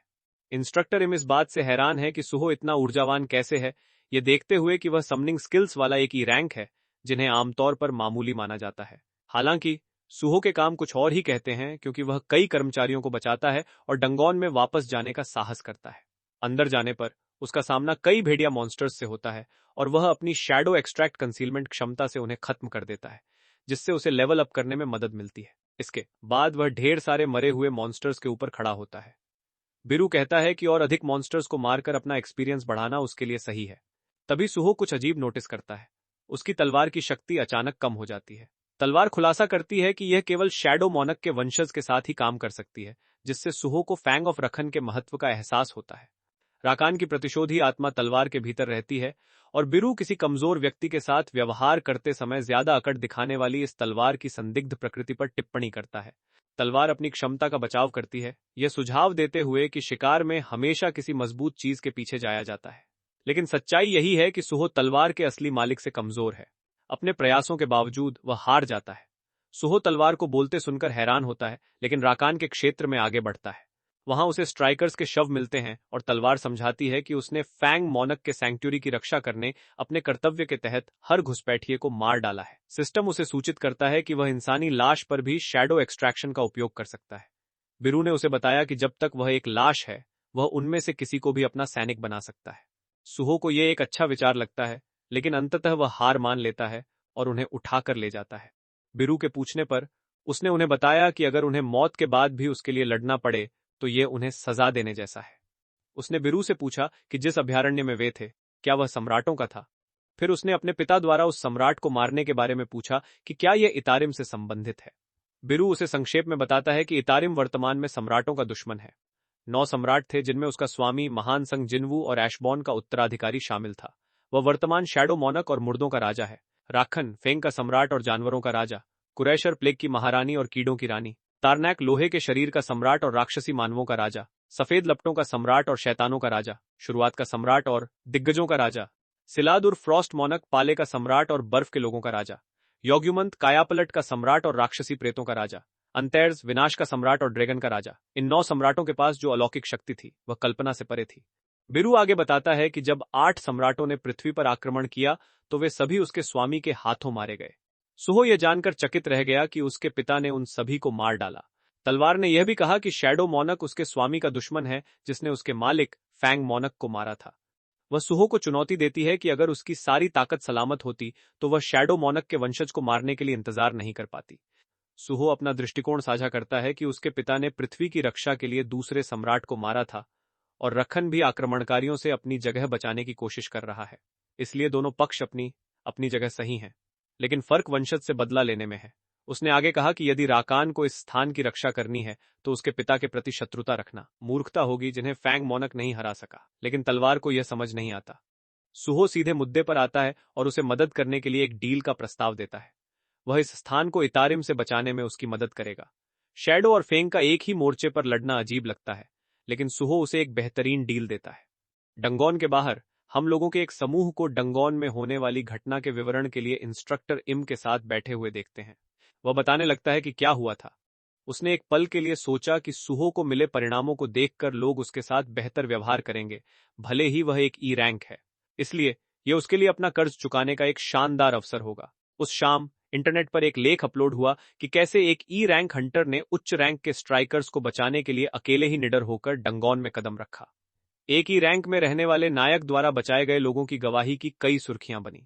एक आदमी ने लेखों को ध्यान से देखा और अधिक विवरण कवर करने के लिए और ज्यादा पोर्टर्स लाने की योजना बनाई। ब्लैक टॉर्टस गिल्ड के दूसरे विभाग में ली यंग हो को लगता है कि सुहो उसकी गिल्ड के लिए एक दिलचस्प उम्मीदवार है। उसने अपने कार्यकर्ताओं को उसका प्रोफाइल भेजा और वे अकेले डंगोन को साफ करने की खबर से चकित थे। वह अपने कर्मचारियों को तुरंत सुहो से संपर्क करने का आदेश देता है। थोड़ी देर बाद ली यंग हो ने पूछा कि क्या हंटर सुहो ने जवाब दिया है। उसकी राय में उसके जैसे नौसिखिए को उनके जैसे बड्डे गिल्ड से निमंत्रण पाकर बहुत खुश होना चाहिए था, लेकिन जैसा कि पता चला उसने मना कर दिया था। ली यंग हो के चेहरे पर सदमे का भाव था। वह विश्वास नहीं कर पा रहा था कि एक ई रैंक हंटर उनके जैसे बड़े और शक्तिशाली गिल्ड के निमंत्रण को अस्वीकार कर सकता है। उसने दोबारा जांच करने के लिए कहा कि क्या यह कोई गलती है, लेकिन नहीं, यह सच था। इसके अलावा ऐसा लग रहा था कि संग सुहो शामिल होने की योजना ही नहीं बना रहा था। ली यंग हो को विश्वास नहीं हो रहा था कि जो आदमी हंटर का काम कर रहा है वह गिल्ड में शामिल नहीं होने जा रहा है। क्या उसने वास्तव में सोचा था कि वह कोई एस रैंक एलीट है? लेकिन उसके सहायक के अनुसार सब कुछ खत्म नहीं हुआ था। आखिरकार अकेले डंगोन को साफ करना न केवल कठिन था बल्कि लगभग असंभव था। उसे यकीन था कि कुछ समय बाद वह खुद उनके पास आएगा। इस बीच सुहो ने गिल्डों के अंतहीन प्रस्तावों को अस्वीकार करना जारी रखा। डंगोन से लौटने के बाद मैसेज आने बंद नहीं हुए। बिरू की राय में कई लोगों को उसकी ताकत की जरूरत थी। हालांकि हकीकत अलग थी। गिल्डों ने सुहो को केवल एक कलेक्टर या पोर्टर के रूप में नौकरी की पेशकश की। उसके गिल्ड में शामिल न होने का कारण यह था कि यह उसे आगे बढ़ने से रोकता। शामिल होने का मतलब होगा उसकी प्रगति को धीमा करना। संक्षेप में यह बेकार था। चूंकि वह आखिरकार उन सभी परेशान करने वाले मैसेज से निपट चुका था, सुहो ने फैंग ऑफ रकन के साथ बातचीत करने का फैसला किया। डंगोन में वापस उसने तलवार से कहा कि फेंग और शैडो एक दूसरे के साथ जुड़ गए हैं। तलवार की राय में यह बकवास लग रहा था और वह इस बात से भी हैरान थी कि सुहो इसके बारे में इतनी आसानी से बात कर रहा था। हालांकि अभी भी एक संभावना थी कि वे भविष्य में दुश्मन के बजाय सहयोगी बन जाएंगे। फैंग ऑफ रकन की भी एक शर्त थी। वह चाहता था कि हमारा हीरो उसे फैंग मोनक के दूसरे सैंक्ट्यूरी में ले जाए। सुहो ने घर पर अपनी बातचीत जारी रखी और तलवार से पूछा कि क्या उसे पता है कि वहां कैसे जाना है। उसने जवाब दिया कि जब फैंग मोनक के अभ्यारण्य की बात आती है तो वह उसकी स्थिति का पता लगा सकती है, चाहे वह कितनी भी दूर क्यों ना हो। अब उसे महसूस हुआ कि उस मंदिर की ओर जाने वाला गेट पहले ही गायब हो चुका है। उसकी राय में यह उस वजह से था जिसे लोग डंजन रप्चर कहते हैं। सरल शब्दों में यह स्थान एक फील्ड टाइप डंजन बन गया था। यह उस डंगोन का नाम था जहां छोड़े गए गेट को तोड़ दिया गया था, जिससे मॉन्स्टर्स बाहर निकल आए थे। अब जब सब कुछ स्पष्ट था तो सुहो का और देरी करने का कोई इरादा नहीं था। अपने चाचा को एक मैसेज भेजने के बाद कि वे उसकी चिंता न करें, वह निकल पड़ा। थोड़ी देर बाद वह संरक्षित क्षेत्र में पहुंच गया। तलवार से यह पुष्टि मिलने के बाद कि यह वास्तव में सही जगह है, सुहो ने एक बोर्ड देखा। उस पर लिखा था कि यहां केवल हाइना गिल्ड के सदस्यों को ही प्रवेश की अनुमति है। ऐसा लग रहा था कि यह जगह अब हंटर गिल्ड द्वारा चलाई जा रही थी। यह एक समस्या थी क्योंकि निजी संपत्ति पर अतिक्रमण कानूनन दंडनीय था। यह हाइना गिल्ड की अपनी संपत्ति थी जो ज्यादातर अपराधियों से बनी थी। बिरू को तुरंत यह विचार नापसंद आया। उसकी राय में उन्हें तलवार की बात नहीं माननी चाहिए और इसके बजाय लेवल अप करने पर ध्यान देना चाहिए। हालांकि सुहो कुछ और ही सोच रहा था। बिरू द्वारा पूछे जाने पर कि वह क्या कर रहा है, हमारे लड़के ने आवाज में उत्साह के साथ जवाब दिया कि वह वहां प्रवेश करने की तैयारी कर रहा है। आखिरकार हाइना गिल्ड भी कोई समस्या नहीं थी। अगर उनके पास सबूत नहीं होगा तो उन्हें कभी पता नहीं चलेगा कि अपराधी कौन था। बिरू यह नोटिस किए बिना नहीं रह सका कि सुहो अपनी लापरवाह हरकतों से बहुत हद तक अपने पिता की याद दिला रहा था। सफलतापूर्वक इलाके में घुसने के बाद सुहो ने सोचा कि क्या फील्ड टाइप डंजन हमेशा इतना धुंधला होता है। बिरू ने समझाना शुरू किया कि धुंध बाहरी अंतरिक्ष की जादुई शक्ति थी। यह आयाम की दीवार को तोड़ती है जिससे दुनिया में दरारें पैदा होती हैं। यह धुंध ही वह कारण है जिससे फैंग ऑफ रकन की पवित्र भूमि आयाम तोड़कर पृथ्वी से जुड़ गई। ऐसा लग रहा था कि जैसे परलोक के प्राणी आयाम में एक बड़े छेद के माध्यम से पृथ्वी पर अपनी सेना भेजने वाले थे। आखिरकार जितनी अधिक जादुई शक्ति शामिल होती है उतना ही यह अंतरिक्ष में गति को प्रभावित करती है। सरल शब्दों में कहें तो किसी ताकतवर व्यक्ति के प्रकट होने के लिए सुहो को इंतजार करने की जरूरत थी। यह वह समय था जिसे वह बर्बाद नहीं करना चाहता था। उसने इंतजार के समय को पूरी तरह से लेवल अप करने में बिताने का इरादा किया। स्थानीय मॉन्स्टर्स की बदौलत उसके पास ऐसा करने के लिए सब कुछ था। उसके विरोधी डैगक्लो व्रीगा और ब्लैक शैडो राजन थे। उनके नाम नारंगी रंग के थे, जिसका मतलब था कि सुहो थोड़ा मजा कर पाएगा। इसके अलावा ऐसा लग रहा था कि फैंग ऑफ रकन का किनारे पर रहने का कोई इरादा नहीं था और वह सुहो को अपनी ताकत दिखाना चाहती थी। उसके शब्द होनहार लग रहे थे। हालांकि सुहो का इरादा तलवार को अपने मुख्य हथियार के रूप में इस्तेमाल करने का नहीं था, क्योंकि उसने पहले ही समझ लिया था कि वह कैसे लड़ेगा। और शुरू करने के लिए सुहो ने ट्यूटोरियल में इस्तेमाल किए गए बुनियादी हमलों का उपयोग करने की योजना बनाई। फिर वह रूलर्स पावर क्षमता के साथ उन हमलों को तेज करेगा। इसके बाद सुहो ने अनिश्चित होने के लिए अलग अलग हथियारों का इस्तेमाल किया, और अंत में स्टॉर्म स्लैश स्किल ने मॉन्स्टर्स को कोई मौका नहीं दिया। लेकिन इतना ही नहीं था, शैडो एक्सट्रैक्शन का उपयोग करके और अधिक उपकरण प्राप्त करना है लड़ने का उसका नया और सबसे मजबूत तरीका था। बिरु के पास हमारे लड़के की प्रशंसा व्यक्त करने के लिए शब्द नहीं थे। तलवार चुप रही, लेकिन उसके पास सोचने के लिए कुछ था। वह अभी उस शक्ति को देख पाई थी जिसे सुहो शैडो मोनक से विरासत में पाने में कामयाब रहा था। उसके पास जितने अधिक विरोधी थे और लड़ाई जितनी लंबी खींचती थी, गिरे हुए लोगों को उठाने के साथ वह उतना ही मजबूत होता जाता था। इस तरह की लड़ाई में किसी के पास उसे हराने का कोई मौका नहीं था। थोड़ी देर बाद सुहो अपनी नई मरे हुए सैनिकों की सेना का सामना कर रहा था। उसके लेवल अप की बदौलत उसका इंटेलिजेंस लेवल भी बढ़ गया था। अब बुलाए गए प्राणियों की संख्या बढ़कर 5 हो गई थी, लेकिन बिरु के अनुसार पुराने सम्राट की तुलना में यह अभी भी नगण्य था। थोड़ी देर बाद सुहो सही जगह पहुंचने में कामयाब रहा। जिस स्थान पर अभ्यारण्य की ओर जाने वाला गेट होना चाहिए था, वहां एक बेस बना हुआ था। रात के इस पहर में भी वहां कई लोग थे। सुहो को लगा कि यह अजीब है, क्योंकि मॉन्स्टर्स से लड़ने का सबसे अच्छा समय दिन का होता है। अचानक बेस पर एक कार आई और सब कुछ साफ हो गया। हमारा हीरो जो देखा उससे सदमे में था। कार से बंधे हुए और पीटे हुए लोग बाहर निकलने लगे, जिन्हें स्पष्ट रूप से स्वेच्छा से यहां नहीं लाया गया था। हाइना गिल्ड के सदस्य वास्तव में नीच थे। सुहो को विश्वास करना मुश्किल लगा कि सभ्य दुनिया में अभी भी इतनी भयानक चीजें हो सकती हैं। यह महसूस करते हुए कि यह दृश्य हमारे हीरो को कैसा महसूस करा सकता है, बिरु ने उसे लड़ाई में न पड़ने की सलाह दी। आखिरकार अगर उन्हें निजी संपत्ति पर अतिक्रमण करते हुए पकड़ा गया तो हंटर के रूप में उनकी स्थिति खतरे में पड़ जाएगी। लेकिन जैसा कि पता चला, सुहो ने अब उसकी बात नहीं सुनी।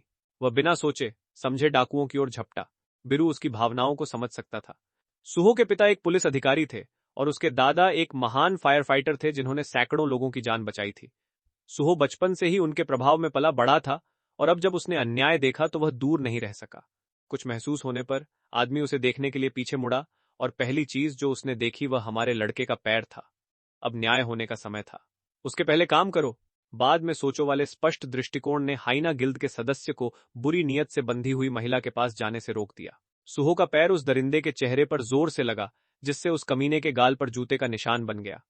बिरु, तलवार और अन्य सहयोगी कलाकार झाड़ियों में छिपे रहे, जबकि युवा सम्राट ने तबाही मचा दी। हाइना गिल्ड के कमीने हैरान रह गए। उन्हें अपने ऑपरेशन में किसी घुसपैठ की उम्मीद नहीं थी, और अब एक युवक उन पर पागलपन की हद तक हमला कर रहा है। सुहो का शुरुआती प्रहार बेहद प्रभावी था। उसकी मुट्ठी की गति लाजवाब थी, जिसने उस दरिंदे को जमीन पर गिरा दिया, धूल और कंकड़ चटाते हुए। युवा सम्राट ने स्थिति का आकलन करने के लिए धीरे से अपना सिर घुमाया। उसकी नजर बर्फ जैसी ठंडी। फिर उसे एहसास हुआ कि उसने अभी अपनी पहचान उजागर कर दी है, जिससे वह क्रूर अपराधियों द्वारा नियंत्रित निजी क्षेत्र के बीच में असुरक्षित हो गया है। पहले काम करो, बाद में सोचो वाला तरीका तभी काम करता है जब आपके पास उसे सहारा देने के लिए ताकत हो। ये लकड़बग्घे आसानी से कहानी को उसके खिलाफ मोड़ सकते थे, क्योंकि दूसरे गिल्ड के इलाके में अवैध घुसपैठ एक बड़ा अपराध है। शुक्र है वह एक सरल जवाब सोचने के लिए काफी तेज था, जो उसे मुसीबत से बाहर निकाल देगा। कानून के खिलाफ और प्रतिशोध। अपनी कुछ परछाइयों में हेरफेर करते हुए उसने उन्हें एक मास्क में बदल दिया, जो प्रभावी रूप से उसकी पहचान छिपा देगा। अपनी पहचान सुरक्षित होने के बाद सुहो ने अपहरण और लोगों को खतरे में डालने के उनके खुले खेल के लिए हाइना गिल्ड से सवाल किया, लेकिन लकड़बग्घे बदमाश उसके सवालों के आगे नहीं झुके। इसके बजाय उन्होंने पलटकर सवाल किया, और सिर्फ घुसपैठ करना ही काफी नहीं था, यह मास्क वाला आदमी खुलेआम उन पर हमला भी कर रहा था। एक अधिकारी ने अपने आदमियों को आदेश दिया कि इस घुसपैठिए पर हमला करो और तलवार तथा जादू से इसके अंग अलग कर दो। सुहो की जन्मजात स्किल और बढ़ते अनुभव के कारण उसे एक बदमाश की कच्ची तकनीक से बचने में कोई परेशानी नहीं हुई।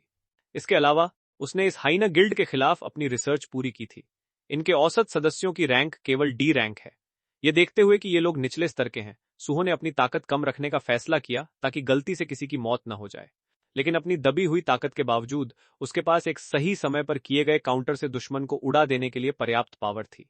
टक्कर इतनी जोरदार थी कि वह आदमी पहले शिकार के रास्ते में आने वाले दूसरे व्यक्ति को भी साथ ले गया। ये एक के साथ एक मुफ्त वाला सौदा था। सुहो यहीं नहीं रुका।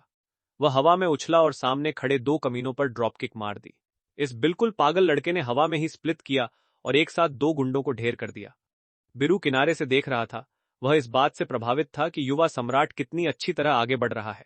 वह देख सकता था कि सुहो और मजबूत हो गया है, जिन्हें इंसान डी रैंक अवेकनर्स कहते हैं, वे अब उसके लिए कोई मुसीबत खड़ी नहीं कर सकते। सुधार की इस अविश्वसनीय गति ने शैडो एंट को गहराई से प्रभावित किया। दूसरी ओर सुहो को लगा कि इन दुश्मनों को ठिकाने लगाना थोड़ा ज्यादा ही आसान था।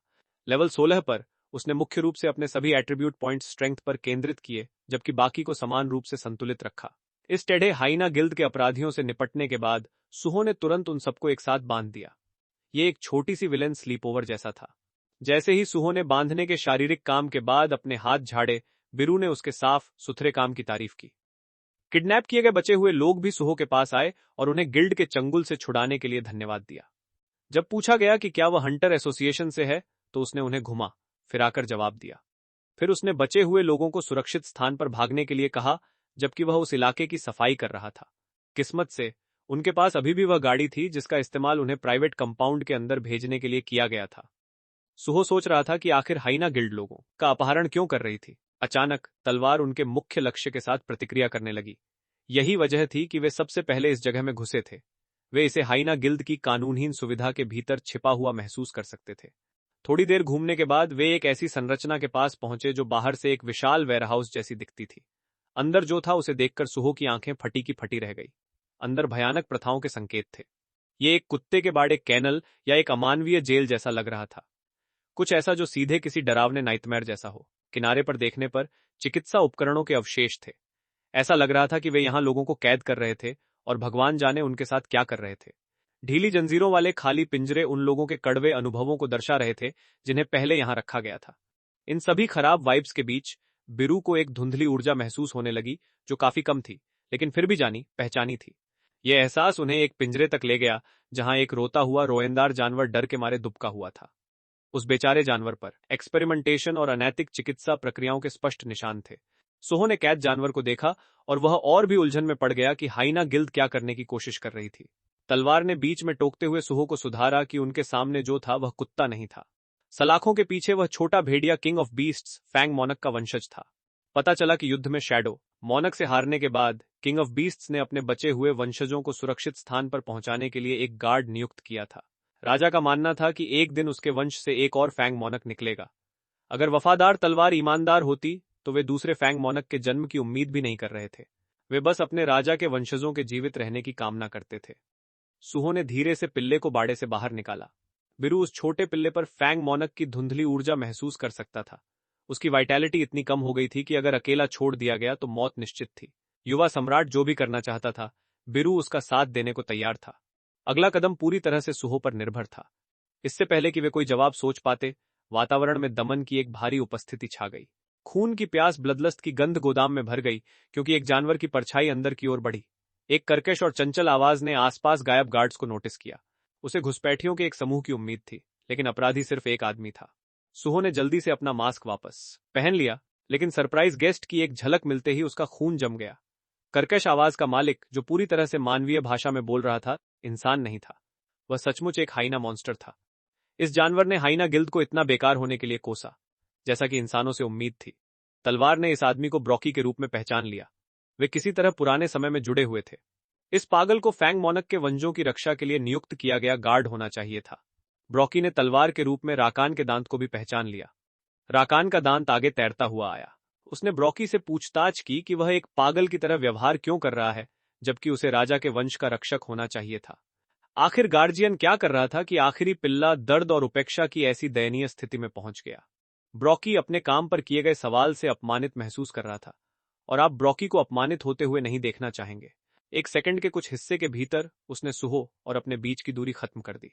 जानवर ने डराने के लिए इंसान का निरीक्षण करने के लिए अपने नुकीले पंजे भी बढ़ाए। ब्रॉकी ने दावा किया कि सुहो उस पिल्ले को छू रहा था जो उसका था। तनाव और मॉन्स्टर की गति से घबराकर सुहो ने खुद को संभालने की कोशिश की। जंगली लकड़बग्घा फिर से चार्ज कर रहा था। इस बार वह और भी ज्यादा विक्षिप्त अनहिंज्ड लग रहा था। आने वाले हमले को रोकना इतना सरल नहीं हो सकता था। फिर भी गति के भारी नुकसान के बावजूद सुहो के रिफ्लेक्सेस केवल इतनी तेज थीं कि वह जल्दबाजी में एक गार्ड ब्लॉक बना सके। शुरुआती संपर्क किसी महत्वपूर्ण अंग पर नहीं लगा, लेकिन झटके ने उसे कंक्रीट की दीवारों में उड़ा दिया, जिससे रास्ते में आने वाली कोई भी अभागा ढांचा धूल में मिल गया। उसका एक्सीडेंट इतना गंभीर और स्पष्ट था कि बिरू युवा सम्राट की भलाई के लिए घबराने लगा। अगर आप पेरीमीटर से बाहर जूम करके देखें तो उस लकड़बग्घे के एक ही हमले ने एवेंजर्स लेवल की तबाही मचा दी थी।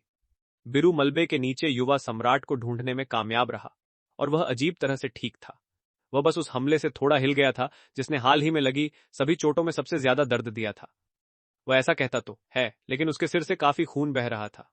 उसे अपने सिर के अंदर कुछ घंटियां बजती हुई भी सुनाई दे रही थी। भारी नुकसान सहने का इनाम सिस्टम द्वारा दिया गया, हालांकि इससे उसकी एंड्योरेंस स्किल लेवल अप हो गई, जिससे फिजिकल रेजिस्टेंस 20 से बढ़कर 40 हो गया। बिरु ने बताया कि वह पहले से ही इलाके में जानी पहचानी ऊर्जा के धुंधले अवशेष महसूस कर रहा है। अब उसे एहसास हो रहा है कि वह इस कंपाउंड में आइट्रिम के संकेत पकड़ रहा है, विशेष रूप से उस जानवर में जिसे ब्रोकी कहा जाता है। यह सुनकर कि रहस्यमय आइट्रिम किसी तरह शामिल है, यह सुहो के लिए व्यक्तिगत पर्सनल मामला बन गया। ब्रोकी पहले से ही मरते हुए पिल्ले को वापस लेने की प्रक्रिया में था। अभी भी उसके बदसूरत चेहरे पर वही डरावना भाव था। राकान की तलवार ने यह समझने की कोशिश की कि ब्रोकी क्या कर रहा था, लेकिन वह जानवर सच में पूरी तरह पागल हो चुका था। फिर ब्रोकी ने समझाया कि अपनी सैंक्चुरी खोने के बाद भी वह अपने उच्च स्तर की ताकत को बनाए रखने में सक्षम क्यों रहा है। उसने बस अपना नजरिया बदल लिया कि जीवन पूरी तरह से सर्वाइवल ऑफ द फिटेस्ट के बारे में है। कमजोरों का भाग्य बलवानों की सनक पर निर्भर करता है, इसीलिए कमजोर पिल्लों के लिए बलवानों का सहारा बनना स्वाभाविक है। यह बच्चा, जिसे वे फैंग मोनक का वंशज कह रहे हैं, ब्रोकी जैसे किसी व्यक्ति के लिए पोषण का सबसे अच्छा स्रोत था। यदि आपके सामने सबसे स्वादिष्ट व्यंजन पेश किया जाए तो आप भी उसे खाएंगे। ब्रोकी के मामले में वह नियमित रूप से पिल्ले का खून पी रहा है, खून के माध्यम से फैंग मोनक के एसेंस को निकाल रहा है। इस विश्वासघाती मॉन्स्टर को अपने अपराध समझाते हुए सुनकर राकान का दांत आगबूला हो गया। वह ब्रोकी को मारना चाहता था, भले ही यह उसका आखिरी काम हो, लेकिन लकड़बग्घा उसके गुस्से पर बस हंसा। ब्रोकी ने दावा किया कि रकन सिर्फ इसलिए मरा क्योंकि वह कमजोर था। जहां तक उसकी बात है, वह इतने लंबे समय तक जीवित रहा क्योंकि वह सबसे ताकतवर लोगों में से एक है। जैसे ही वह अगला फैंग मोनक बनने का एकमात्र उपयुक्त उम्मीदवार होने का दावा कर रहा था, एक अचानक हमले ने पिल्ले पर उसकी पकड़ ढीली कर दी। ब्रोकी ने तेजी से रिएक्ट किया। उसकी प्रतिक्रियाएं दुनिया से परे थीं और उसकी खून की प्यास उससे भी ज्यादा। लेकिन बिरु कमजोर भेड़िया पिल्ले को वापस लेने में और भी तेज था। वह दुश्मन की दयनीय गति पर हंसा भी। पिल्ले को सुरक्षित करने के बाद बिरु एक त्वरित चाल में वहां से निकल गया। सुहो ने फिर राकान के दांत को अपने हाथ में बुलाया। जैसे ही उसने हाइना गिल्ड के असली बॉस का सामना किया, तलवार के साथ उसका तालमेल देखने लायक था। बंधक सुरक्षित था। अब पूरी ताकत लगाने का समय था। यह अच्छी बात थी कि तलवार ब्रोकी से मरते दम तक नाराज थी। वे उस गुस्से का इस्तेमाल जानवर के साथ हिसाब बराबर करने में कर सकते थे। एक साझा दुश्मन के साथ वे आखिरकार दुनिया को शैडो और फैंग आइट्रिम के बीच पहला गठबंधन दिखा सकते थे। बेहतर होगा कि आप ध्यान दें, यह ब्रोकी नाम का व्यक्ति सुहो के लिए उसके पिता के रहस्य के संबंध में पहला सुराग था। फैंग मोनक द्वारा भरोसेमंद यह युद्ध परीक्षित जंगली जानवर उस सुराग को इतनी आसानी से नहीं छोड़ेगा। निश्चित रूप से जैसे ही ब्रोकी का गुस्सा एक खूनी चीख के साथ भड़का, उसकी एक आंख गोल्डन सिजिल के साथ चमक उठी। साथ ही सुहो को लक्कड़बग्घे का शिकार करने का इमरजेंसी क्वेस्ट मिला। उसे ब्रोकी को हराना होगा और सुरक्षा तक पहुंचना होगा। बिरु, जो किनारे पर बेबीस्टिंग में फंसा था, लगभग रोने वाला था क्योंकि वह पिल्ले की रक्षा के लिए सुरक्षित दूरी से लड़ाई देखने के अलावा कुछ नहीं कर सकता था। पिल्ले की बात करें तो लड़ाई की उन सभी शोर शराबे वाली आवाजों ने उसे जगा दिया होगा। अपनी आंखें धीरे धीरे खोलने की साधारण प्रक्रिया में भी पिल्ले को संघर्ष करना पड़ा। उसने जो नजारा देखा वह युवा सम्राट की पीठ थी, जो ब्रोकी के खिलाफ गर्व से खड़ा था। शैडो और फैंग ने लापरवाही से पहले लगी चोटों को झाड़ दिया। असली लड़ाई के लिए जानवर के सामने खड़े होकर सुहो ने अपनी आंखें लकड़बग्घे पर टिका दी। उसने अपने माथे पर एक रूमाल भी बांधा ताकि वह बेहद कूल दिखे। कम से कम अब यह साफ है कि हाइना गिल्ड को उनका नाम कहां से मिला। वे रचनात्मकता रहित कमीने। लेकिन एक मॉन्स्टर ने लोगों का अपहरण करने वाला गिल्ड कैसे बनाया? क्या इसका आइट्रिम से कुछ लेना देना हो सकता है? जैसे ही ब्रोकी गोदाम से बाहर निकला, उसने हाइना गिल्ड के सदस्यों को सफाई से बंधा हुआ देखा। वे आदरपूर्वक मिस्टर ब्रोकी से उन्हें मुक्त करने की विनती कर रहे थे। उनके स्वर में डर साफ था। सामने वाले गुंडे ने ब्रोकी को चेतावनी दी कि सुहो कोई साधारण आदमी नहीं है और उन्हें इस अज्ञात दुश्मन के खिलाफ मिलकर काम करने की जरूरत है। दुश्मनों की इस आसन्न वृद्धि को सुनकर सुहो उस टीम को बनने से रोकने के लिए चार्ज करने को तैयार था। उसने अपनी तलवार तेजी से निकाली, लेकिन जानवर ने अपना जबड़ा खोला और उससे भी तेज अपने दांत दिखाए। उसका निशाना युवा सम्राट नहीं, बल्कि उसके अपने गिल्ड के सदस्य थे। एक क्रूर प्रहार में ब्रोकी ने अपने ही आदमियों के सिरों को एक ही बार में अपना लंच बना लिया। हर तरफ खून के फव्वारे फूट पड़े क्योंकि कटे हुए सिर मॉन्स्टर के पेट में चले गए। सुहो हक्का बक्का रह गया, दंग भी। उसे फ्रेंडली फायर के इतने गंभीर मामले की उम्मीद नहीं थी। ब्रोकी ने समझाया कि उसे यह कहने के लिए इंसानों के झुंड की जरूरत नहीं है कि उसे मदद चाहिए।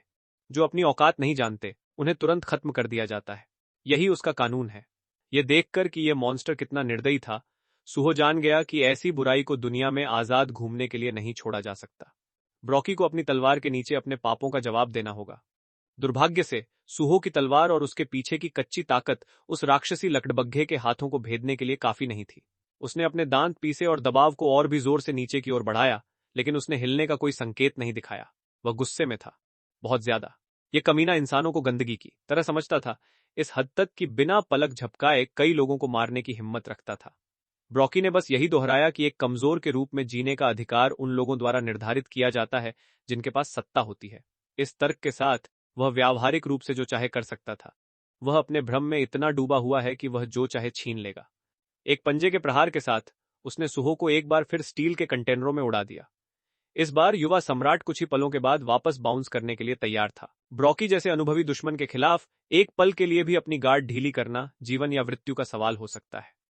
शुक्र है वह उस अगले बाइट से बचने में कामयाब रहा जिसने जमीन पर एक गड्ढा बना दिया था। ब्रॉकी इतना तेज था कि लगभग ऐसा महसूस हो रहा था जैसे एक साथ दो दुश्मनों से लड़ रहे हों। एक मिनट वह आपकी दाईं ओर था, अगले ही पल वह पहले से ही आपकी बाईं ओर निशाना बना रहा था। प्रभावशाली रूप से सुहो शुद्ध एनिमलिस्टिक इंस्टिंक्ट्स की आमने सामने की लड़ाई को काफी अच्छी तरह से संभाल रहा था। हालांकि ब्रॉकी एक सामान्य प्रतिद्वंद्वी नहीं था, उसका हर कदम विनाश का गहरा भार रखता था। एक भूखे जानवर की जटिल चालों को चलते हुए वह अपने चेहरे पर हमेशा के लिए अंकित उस अपमानजनक मुस्कान ग्रिमिस के साथ अपने शिकार का मजाक उड़ाता हुआ लग रहा था। फिर पंजे का वह हमला आया, इतना शक्तिशाली कि उसने हवा और रास्ते में आने वाली हर संरचना को काट दिया। ब्रॉकी ने देखा कि उसका वह जबरदस्त हमला निशाने पर नहीं लगा। उसने चारों ओर देखने और स्पष्टता हासिल करने की कोशिश की, लेकिन युवा सम्राट ने मॉन्स्टर के ब्लाइंड स्पॉट से ऊपर आसमान की ओर जाने की अपनी योजना पहले ही लागू कर दी थी। उसने स्टॉर्म स्लैश के वेग को बढ़ाने के लिए अपनी नीचे की ओर आने वाली ताकत का उपयोग किया और उस मुसीबत वाले लकड़बग्घे को घायल करने के लिए इसे अपनी सीमा तक धकेल दिया। बेशक उसने उस जानवर को कई जगहों पर जख्मी करने में कामयाबी हासिल की, लेकिन वे घाव बहुत उथले थे जिससे कोई बड़ा नुकसान नहीं हुआ। ब्रॉकी हंसा और फैंग ऑफ रकान का मजाक उड़ाया कि वह फैंग मोनक का कितना निराशाजनक और सुस्त अवशेष है। दुश्मन पर ध्यान दिए बिना लापरवाही से बोलने की वजह से ब्रॉकी की पीठ पर एक दर्दनाक वार हो गया। इस मोड़ पर सुहो ने पूरी तरह से बाजी पलट दी थी, लेकिन वह अभी रुका नहीं था। मॉन्स्टर के मांस में गहराई तक धंसे होने के दौरान ही उसने फैंग ऑफ रखन को आदेश दिया कि वह घूमे और मॉन्स्टर के शरीर को चीरते हुए बाहर निकले। तलवार बाहर निकलते हुए अभी भी सोच रही थी कि वफादार ब्रॉकी इतनी बुरी तरह कैसे बदल सकता है। नफरत और लालच से भरा यह पागल कुत्ता कभी लॉर्ड रकान का सम्मान करता था और उनके प्रति अपनी वफादारी की शपथ लेता था। उसे इतना भद्दा बनाने वाली चीज क्या थी, यह अभी एक रहस्य है। अगर आप सीधे ब्रॉकी से पूछते तो वह जवाब देता कि वह राकान का सम्मान करता था, लेकिन कुछ खास एंटिटीज है जिन्होंने उसका नजरिया बदल दिया। उन्हें उनके गोल्डन सिजिल से जाना जाता है। वही सुनहरा निशान ब्रॉकी की बाईं आंख में खुदा हुआ था। जब उसके सिद्धांतों पर सवाल उठाए गए तो मॉन्स्टर का दिमाग उथल पुथल में डूब गया होगा, जिससे उसके हमले और भी आक्रामक हो गए। उसने अपने पंजों को पूरी ताकत से चलाया, जैसे वह अपने रास्ते में आने वाले किसी भी व्यक्ति को खत्म करना चाहता हो। ब्रॉकी का लहजा और भी पागलपन भरा हो गया। उसने दावा किया कि उसने कभी किंग ऑफ बीस्ट्स का सम्मान नहीं किया। उसके पास राकान की ताकत के सामने झुकने के अलावा कोई विकल्प नहीं था।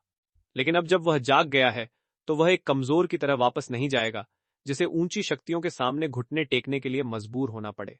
अपने संकल्प का प्रदर्शन करते हुए ब्रॉकी ने राकान के दांत को जोर से तोड़ दिया और उसके ब्लेड को हजारों छोटे टुकड़ों में बिखेर दिया।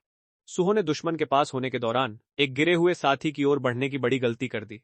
ब्रॉकी ने उसे इस भूल की कीमत चुकाने पर मजबूर कर दिया। लकड़बग्घे जैसे क्रूर जीव से लड़ते हुए सुहो दूसरों की चिंता नहीं कर सकता था। उसे बस अपने जीवित रहने पर ध्यान देना चाहिए था। लकड़बग्घे का वह मुक्का अनकही पीड़ा का टिकट था। नुकसान इतना था कि ऐसा लग रहा था जैसे उसकी हड्डियां कुचली जा रही हों। कोई भी साधारण व्यक्ति बेहोश हो जाता और हार मान लेता। लेकिन जब सुहो ने अपने पिता के बारे में सोचा, जो अकेले ही देवताओं से लड़ रहे थे, तो वह जोश से भर गया। जबकि संग जिन वो बड़े लक्ष्यों में व्यस्त थे, उनका बेटा एक मामूली मॉन्स्टर के हाथों नहीं गिर सकता था। सुहो ने अपनी मुट्ठियों पर पावर ऑफ शैडोज की परत चढ़ाने के लिए पुकारा और उस प्रभावशाली शक्ति को एक गॉन्टलेट के रूप में ढाल लिया। इस दस्ताने के साथ उसने लकड़बग्घे को अपनी ताकत से हिलाकर रख दिया। सुहो जानता था कि यह उन पलों में से एक था जब उसे डटकर खड़ा होना था। बिरु तनाव और डर के साथ देख रहा था कि कहीं युवा सम्राट युद्ध में गिर न जाए, लेकिन ऐसा लग रहा था कि वह ब्रॉकी की तीव्रता का मुकाबला कर रहा था। किनारे पर राकान का दांत अब जमीन पर पड़े कबाड़ के एक टुकड़े जैसा लग रहा था। टूटे हुए ब्लेड से फैंग मोनक की शक्ति रिसने लगी थी। शायद यह उस शानदार परिवार का अंत था, उत्तराधिकारी का अस्तित्व और फेंग का भविष्य। क्या वे वास्तव में यह सब संग सूहो के हाथों में छोड़ रहे हैं? तलवार ने हार मानने से इनकार कर दिया। वह बहुत दयनीय स्थिति में भी लड़ना चाहती थी। फिर उसने फैंग मोनक के आखिरी वंशज को देखा, एक छोटा पिल्ला जिसे भयानक घाव लगे थे, जो खुद खड़े होने की कोशिश कर रहा था। यह लॉर्ड रकन का उत्तराधिकारी था। एक सम्राट का खून इस गर्वित जानवर को बिना लड़े हारने नहीं दे रहा था। तलवार को आखिरकार समझ आ गया कि क्या करने की जरूरत है। मैदान में सुहो अभी भी लकड़बग्घे के साथ मुकाबला कर रहा था। आकार, शक्ति और बाकी सब चीजों में वह घाटे में था, लेकिन उसके शैडो आर्मेंट उसे मुकाबले में बनाए हुए थे। तलवार और उत्तराधिकारी ने देखा कि कैसे एक अकेला इंसान उनके लिए लड़ रहा है। वे सुहो की लड़ने की भावना से प्रेरित महसूस करने लगे। राकान के दांत को अब वह आखिरी काम याद आया जो वह इतनी मरणासन्न स्थिति में कर सकता था। वह अपनी बची हुई शक्ति वंशज को दे सकता था, उसके पुराने घावों को भरकर उसे मजबूत बना सकता था। वातावरण ने राकान की इच्छा की शक्ति को सोख लिया और पिल्ला अविश्वसनीय गति से आकार में बढ़ने लगा। मैदान में ब्रॉकी अभी भी तेजी से यहां वहां झपट रहा था। वह सटीक भी था और अप्रत्याशित भी। सुहो अपनी तेजी से सुधरती युद्ध समझ के बावजूद ब्लॉक करने के अलावा कोई बेहतर जवाब नहीं ढूंढ पा रहा था। लगातार हमलों से अपनी ऊर्जा खत्म होने के बाद सुहो थकान के मारे अपना सिर मुश्किल से सीधा रख पा रहा था। उसने कमजोरी की हताशा को अपनी हड्डियों में महसूस किया। अपनी बची हुई 21 एचपी के साथ अगर ब्रॉकी उसे एक और भारी हमले से छू भी लेता तो वह निश्चित रूप से मर जाता। लेकिन युवा सम्राट फिर भी खड़ा होने में कामयाब रहा और अपनी मुट्ठियां तान ली। उसने सोचा था कि वह इससे ज्यादा मजबूत है। ब्रॉकी ने अपना स्पिरिचुअल प्रेशर बढ़ा दिया और सुहो की तारीफ की कि वह एक नियमित इंसानी कीड़े से बेहतर है। लेकिन अब खेलने का समय खत्म हो गया था और ब्रॉकी को खून चाहिए था। अपनी शैतानी मुस्कान के साथ झपटते हुए उसके दांत सुहो के सिर की ओर बढ़े। अपनी चोटों से जूझते हुए जिसने उसकी एचपी को मौत के करीब पहुंचा दिया था, सुहो के लिए उस तेज हमले से बचना या उसे ब्लॉक करना नामुमकिन था। जब वह अपनी किस्मत को कोस रहा था तभी एक और हस्ती मैदान में कूद पड़ी। यह सुनहरे ऑरा में लिपटा एक भेड़िया लग रहा था। उसके जबड़े और दांत ब्रॉकी के सख्त फर और खाल को भेदने के लिए काफी मजबूत थे, जिसने उस जानवर के हमले को रोक दिया। सुहो को बुरी तरह हारना चाहिए था, लेकिन इस अनजान जानवर ने ऐन वक्त पर आकर उसे बचा लिया। आखिरी मिनट में ब्रॉकी ने अपना सिर उठाया। भेड़िया को देखकर उसकी आंख का सुनहरा निशान और तेज चमकने लगा। वह काटने का घाव बहुत गहरा था। जख्मों से निकलते खून ने पागल लकड़बग्घे के लिए इसे काफी दर्दनाक बना दिया। ब्रॉकी को जख्मी करने के बाद माथे पर निशान वाला सुनहरा भेड़िया सुहो के बगल में आ खड़ा हुआ। लकड़बग्घे को देखते समय भेड़िए की आंखों में गुस्सा बहुत गहरा था। सुहो के सिस्टम ने उसे सूचित किया कि फेंग के उत्तराधिकारी ने उसकी लड़ने की भावना के प्रति सम्मान दिखाया है। परिणाम स्वरूप उत्तराधिकारी अब औपचारिक रूप से उसकी पार्टी का हिस्सा बनने का अनुरोध कर रहा था। इसका मतलब था कि वह छोटा पिल्ला ब्रॉकी के खिलाफ लड़ाई के दौरान किसी तरह एक पूर्ण विकसित जानवर में बदल गया था। फेंग सम्राट का सीधा वंशज उसके साथ गठबंधन करना चाहता था। ब्रॉकी हैरान था कि राकान का वारिस राकान के दांत से माना सोखने में कामयाब रहा। सुहो भी तलवार के कदम और उसके बलिदान से हैरान था। उसने वारिस को बचाने और उसे युद्ध में ताकत देने के लिए खुद को कुर्बान कर दिया था। राकान का वारिस अभी भी यह देखने का इंतजार कर रहा था कि सुहो क्या फैसला करेगा और क्या वह उसे एक सहयोगी के रूप में स्वीकार करेगा। लेकिन सुहो के लिए चिंता की कोई बात नहीं थी। हमारे हीरो ने शुरू से ही फेंग के साथ मिलकर काम करने की योजना बनाई थी।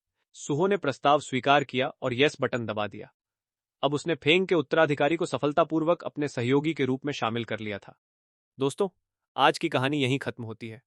अगर आप अगला पार्ट देखना चाहते हैं तो चैनल को सब्सक्राइब करना न भूलें। कृपया इस वीडियो का हाइप करें। कमेंट में हमें जरूर बताएं कि इस कहानी का सबसे मजेदार हिस्सा आपको कौन सा लगा।